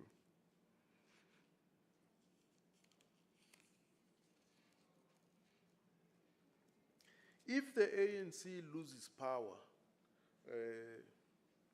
it would be a serious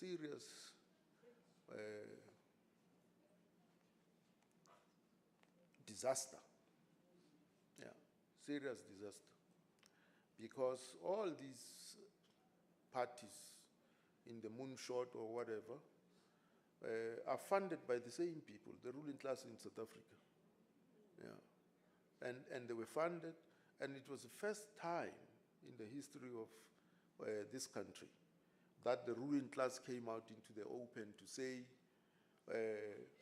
we have the money and will fund whoever will take the ANC out of power. Yeah, so they funded the IFP, they funded the DA, they funded Action SA, they funded Rice Mzansi, Busa, and when they ran out of others, they gave 35 million to Roger Jardine and said, form a party. And Roger Jardine was able to get Bo Mark Haywood, Bo Mefi Morobe, and other senior comrades to join them. But of course, they couldn't organize a party timeously to contest elections. But that's what the ruling party was able to do. Normally, the ruling classes don't do that. They present their interests as the interests of the people, normally. But this time around, they came out into the open and said the ANC must be out of power. So they formed what they call the Moonshot Pact of those parties. Those parties are there in the GNU. They are there in the GNU. And I've no doubt in my mind that the ruling class is clear that they must push the ANC even further down. Yeah. So all of this, these parties that are contesting elections are funded by the same people. Same people. Yeah. In the past, you see, they would conceal that by, so they give them more money, and then they call all parties and give them the same amount. Yeah. And so it looks very objective that way.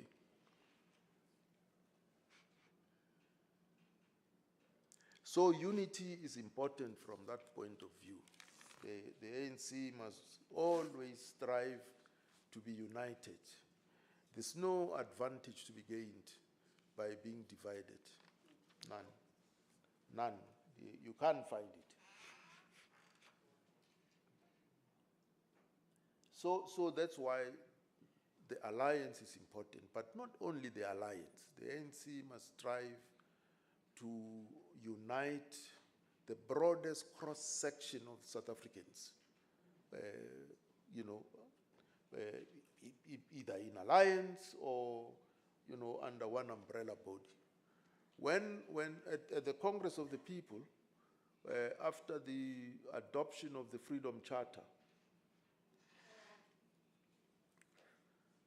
there was talk that, you know, a united front of the alliance, Congress alliance, could be established. And Moses Kotane said, no, that would be utterly wrong.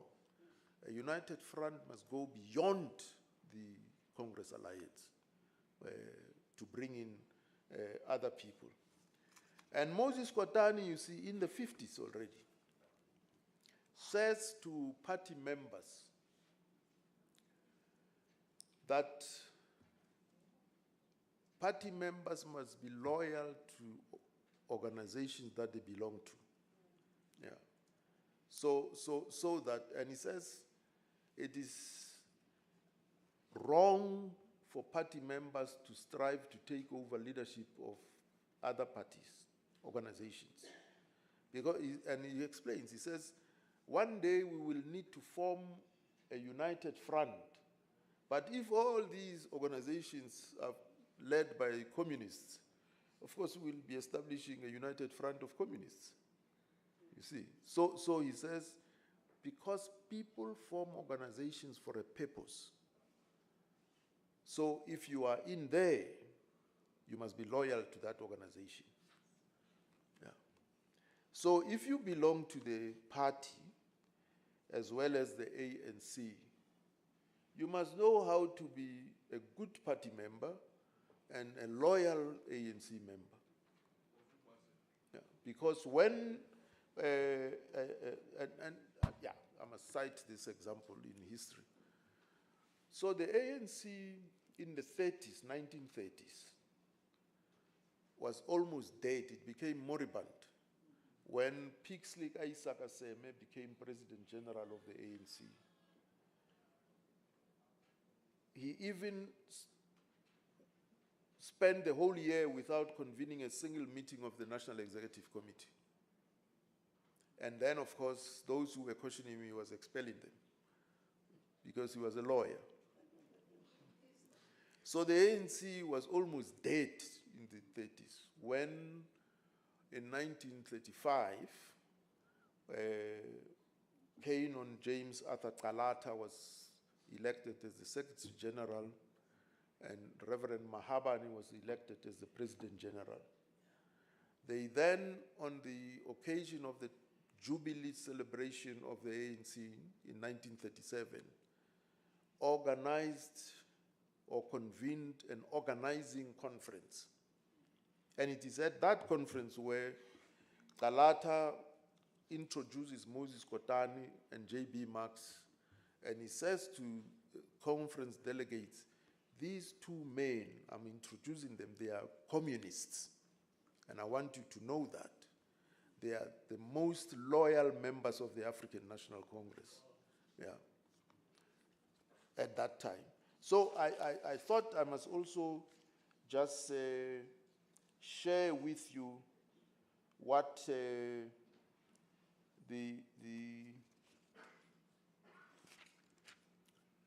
the president of the ANC in the Transvaal, Elias Moretele. Yeah, Elias Moretele owned a restaurant in town, so all the treason trialists were eating at his restaurant in Johannesburg. Yeah. Opposite the Thule House, by the way. You see where the Star building is opposite? He had a restaurant there. Yeah. So he, in addressing the conference of the ANC in 1956 in the Transvaal, okay, he says the following: we know that there are men and women in the ANC who were in the Communist Party before it was dissolved. Most of them are hardworking, sincere members who abide loyally by the Constitution and the aims of the ANC. As long as they continue to do so, they are welcome and they have every right to be with us. That's Moretele, president of the ANC in the Transvaal in 1956. So this thing of dual membership is not new. It's been there before. and leaders of the ANC knew how to manage this dual membership without allowing it to lead to factions, as it were. So comrades, I want to thank you. I'm trying to find something where I need to remark here. So you know, this town, it's not Kimberley, it's Chimili. Chimili. Yeah.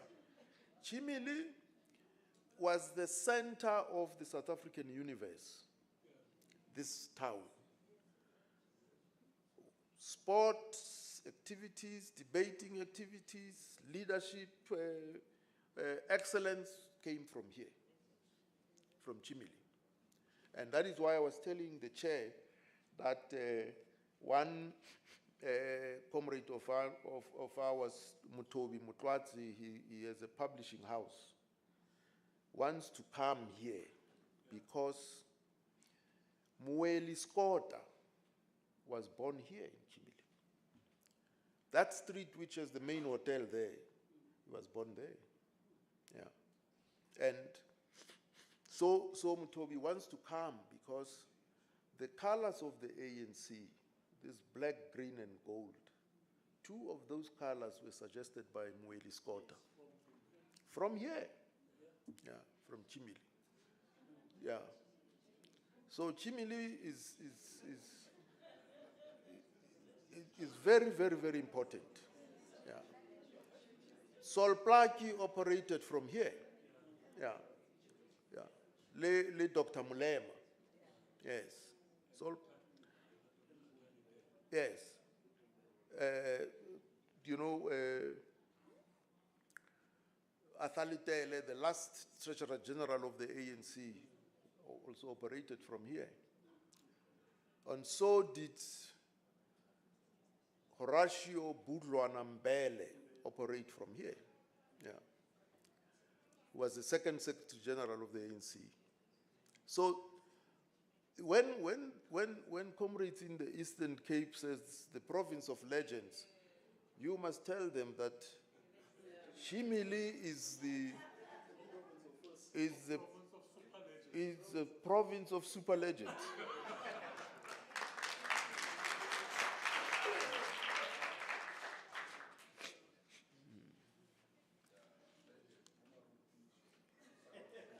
Hey, what Respereper? Lebo Memita, they come from here. Yeah. Francis Bart, they come from here. Yeah.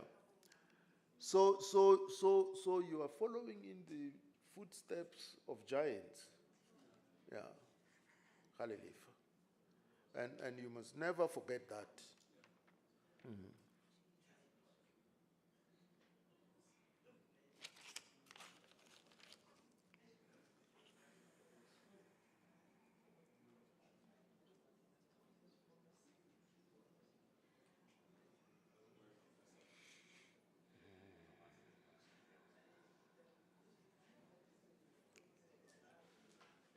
Yeah, well, comrades, all I can say is, as the Deputy Provincial Secretary indicated, that you are but just a province. You are not just but a province. You are a province. Yeah, you are a very important province, and you have the opportunity, because you see, your chairperson and your secretary are ex officio members of the National Executive Committee. So if you wrap your heads around these issues politically and delegate your right of participation to them when they go to the NEC, you can actually determine direction that the NEC takes. Yeah. That is what you should prepare for. Because you are no less, of leaders of the ANC to any other group here. Yeah, so, let me thank you, comrades. The only thing I can say to you is Amandla.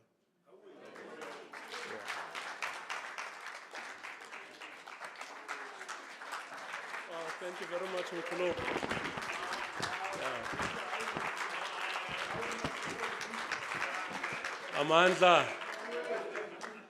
Amandla. Thank you very much, Mkhulu. We've got a gift which we want to hand over to you on behalf of the Provincial Executive Committee. Comrade Treasurer, can we hand the gift over to Mkhulu? Yes. You guys can get up there on the stage can we do a roving mic?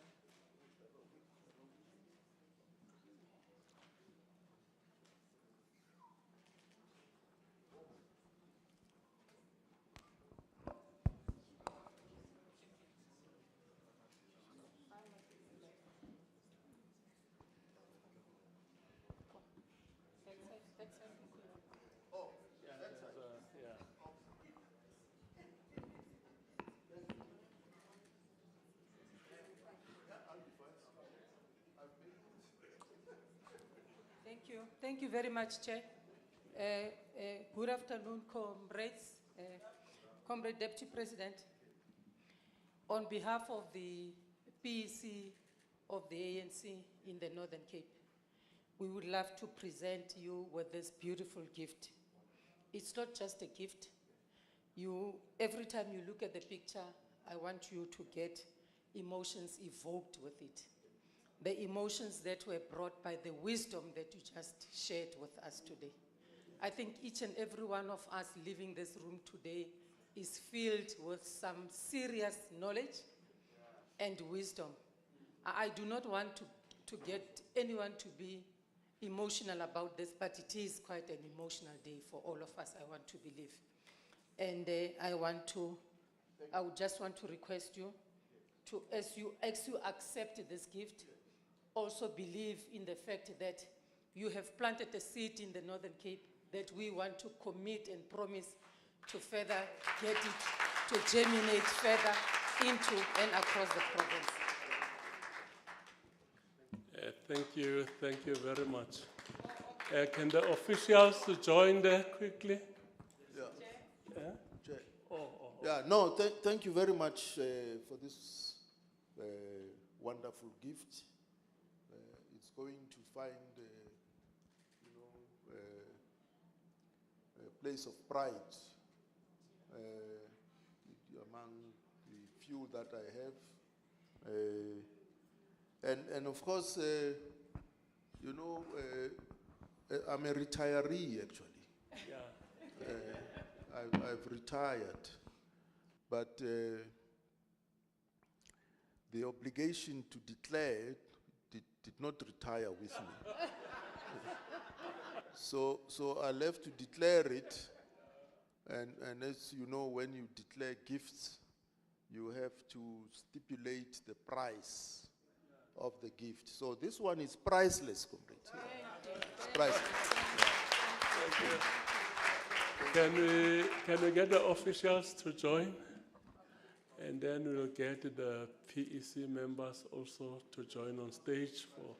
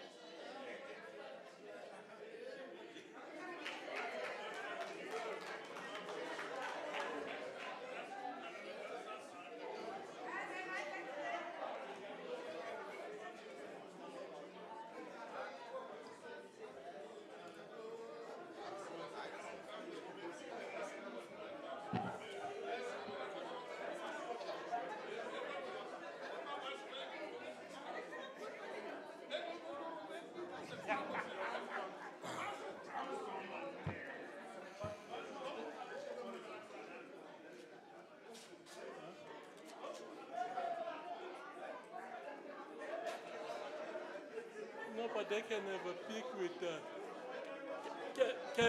Can we have the veterans also to come and have a peek with the deputy president? Our veterans, yeah. Can we?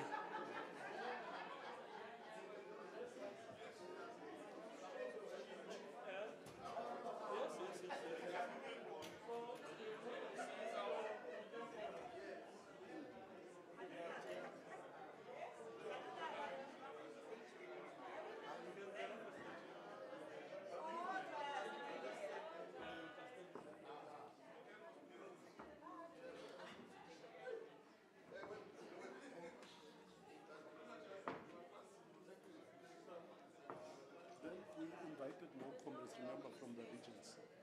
Like 5, what. They also wanted to. Okay, no, that's all right. Then we'll call the fives from the different regions.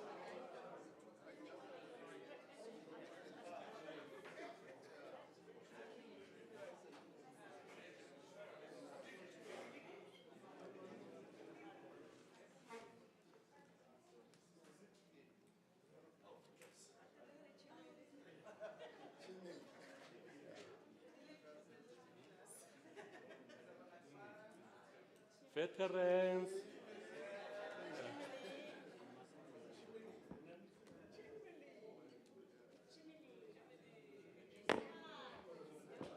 Yeah. Stay put, DP, stay put. Can we have ZFM?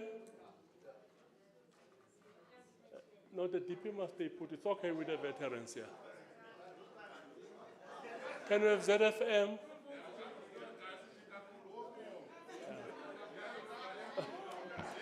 And other regions also prepare yourselves. You can come to the front. And the Youth League and the Women's League as well, the Green Mambas.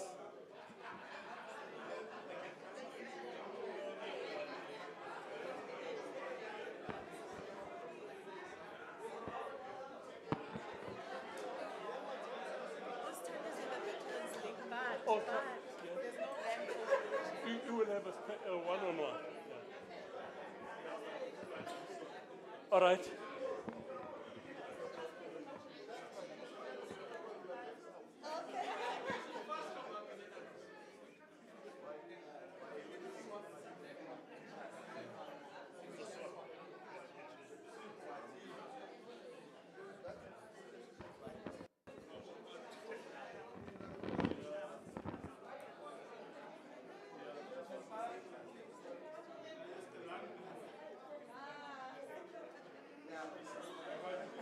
Namakwa.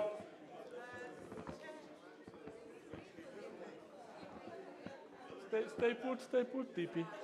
Yeah.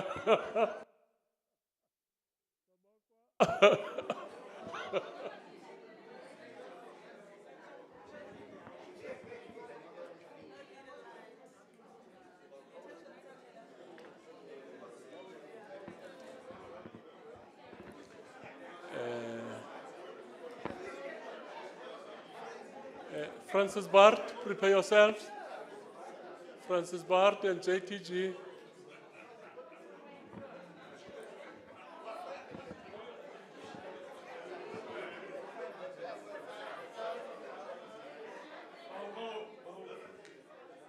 Bawo.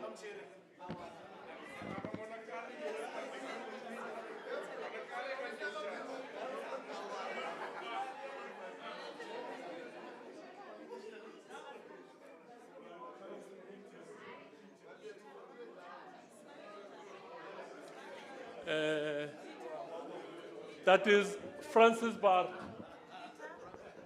Yeah, those are the senior.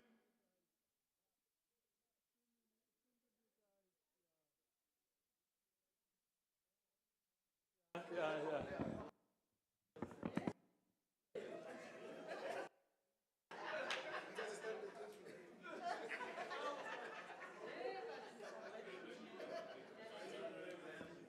And what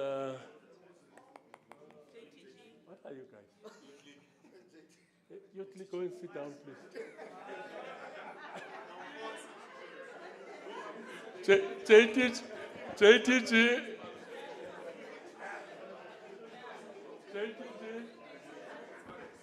JTG.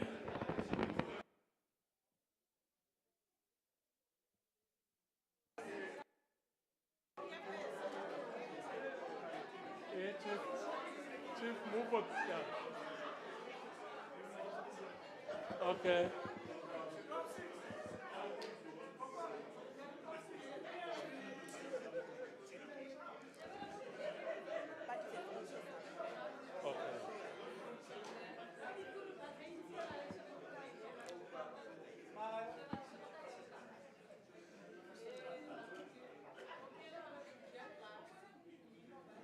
Fu, you want to take more photos?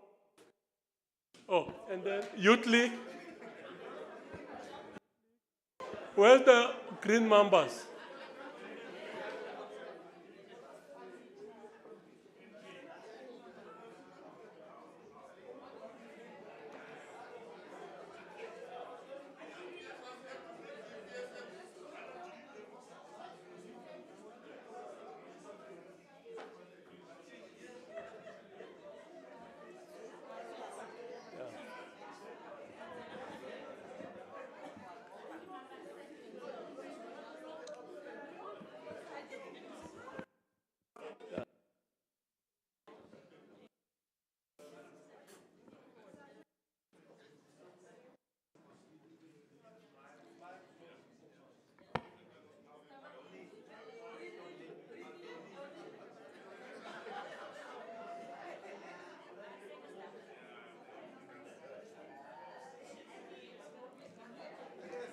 The green mambas.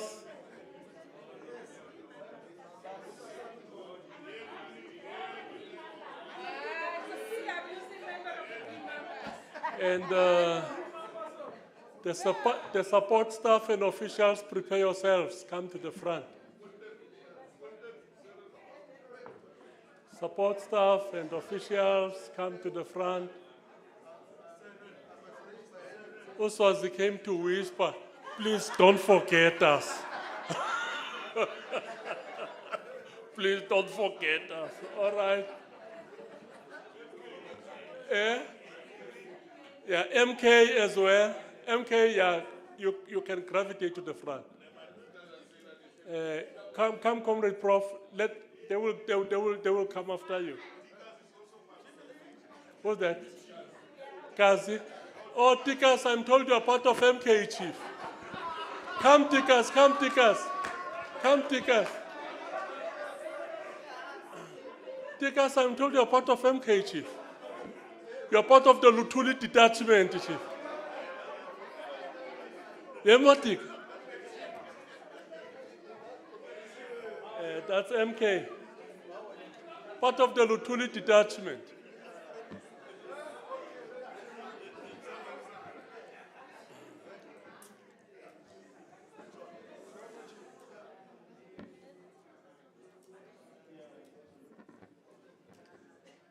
There you are. And let's get our support staff.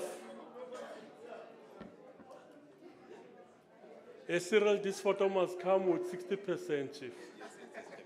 Let's get our support staff. One must go that side.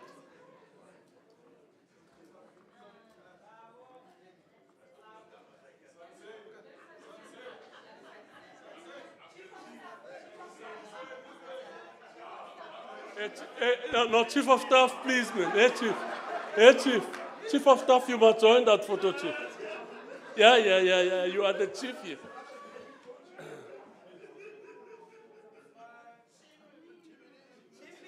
Yeah.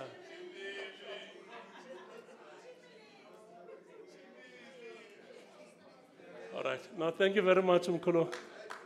That was the last. And comrades, I just got a notice that dinner is also ready. So we give you breakfast, we give you lunch, give you dinner, 3 meals. Can we get a nice round of applause for that? But Mkolowa, thank you very much for your presence, and we had very fruitful engagements. And I think as we leave here, we'll leave here very much strengthened as the province.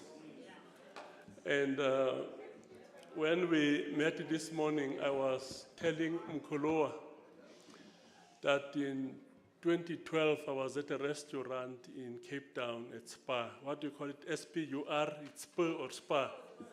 Yeah, we don't have such hotel, such restaurant in Petersville, so I always struggle, whether it's the Spur or Spa or what. Yeah.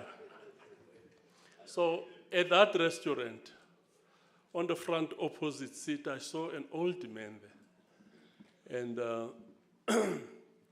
I told myself, but I know this old man.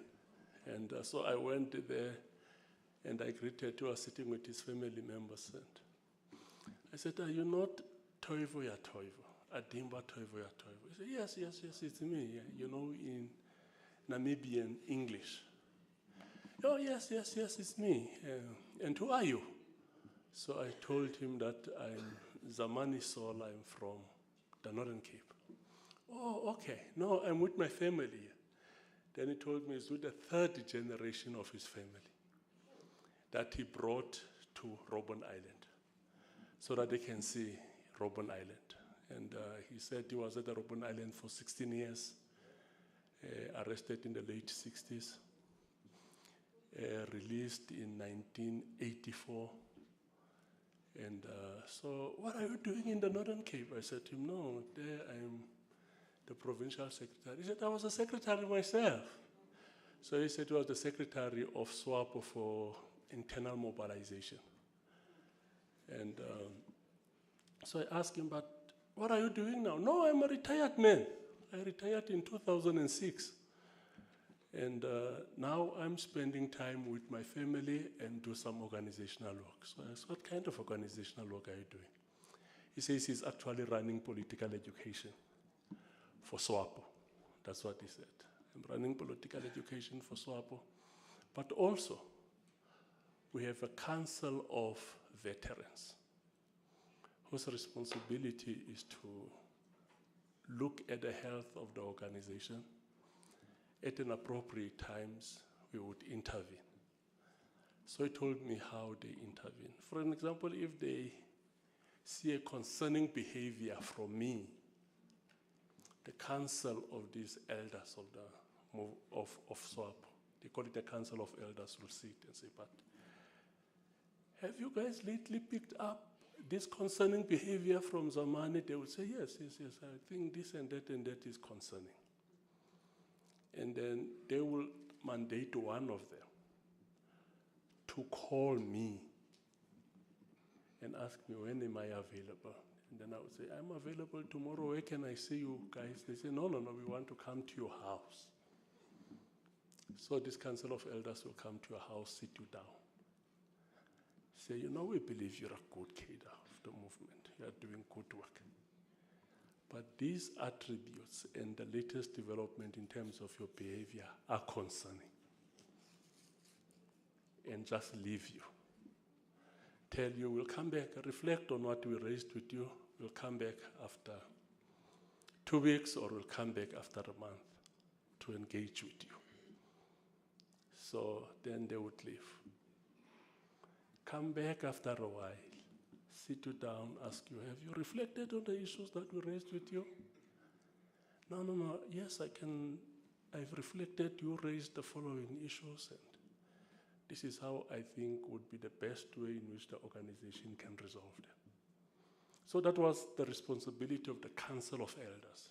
And he told me it's an informal structure. He says, we're very busy.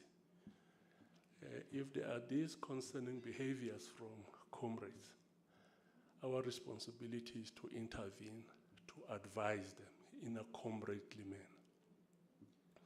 So he said he's also running the political education program. And it basically related how impactful that is. went to an extent of giving me blow-to-blow account with the engagements with they had with Nujoma, President Nujoma, when they were about to amend the constitution to allow him for a third term. We sat for the longest of times with the president to advise him of the dangers of amending the constitution and the implications that might have on the image of the party. And he said, don't forget, this is my contemporary. Yeah. We are the same group, we are the same generation of activists. But we agreed, let's go to his house, sit him down and make him understand what's the implications. That's the reason why with even the amendment of the constitution, Nujoma did a third term and then thereafter he left. Because they asked, how are we going to mitigate the impact of the amendment of the constitution? How will we be seen in the light of what is happening in the African continent? Lifelong leaders. Then the constitution was just amended, he served an extra term and then he left. Allowed for another generation of leaders. So Mkhulwa, we appreciate the role that you play in the movement. And every time we sit here and listen to you, we firmly believe that we stand on the shoulders of giants. And as we stand on the shoulders of giants, we also stand our head and shoulders above our peers. Head and shoulders above our peers. So thank you very much for your time. We highly appreciate it, and you'll be flying back. And we are richer now. We are better posed to prosecute the revolution in the Northern Cape. Not for ourselves, for the people of the Northern Cape. So thank you very much. Amandla.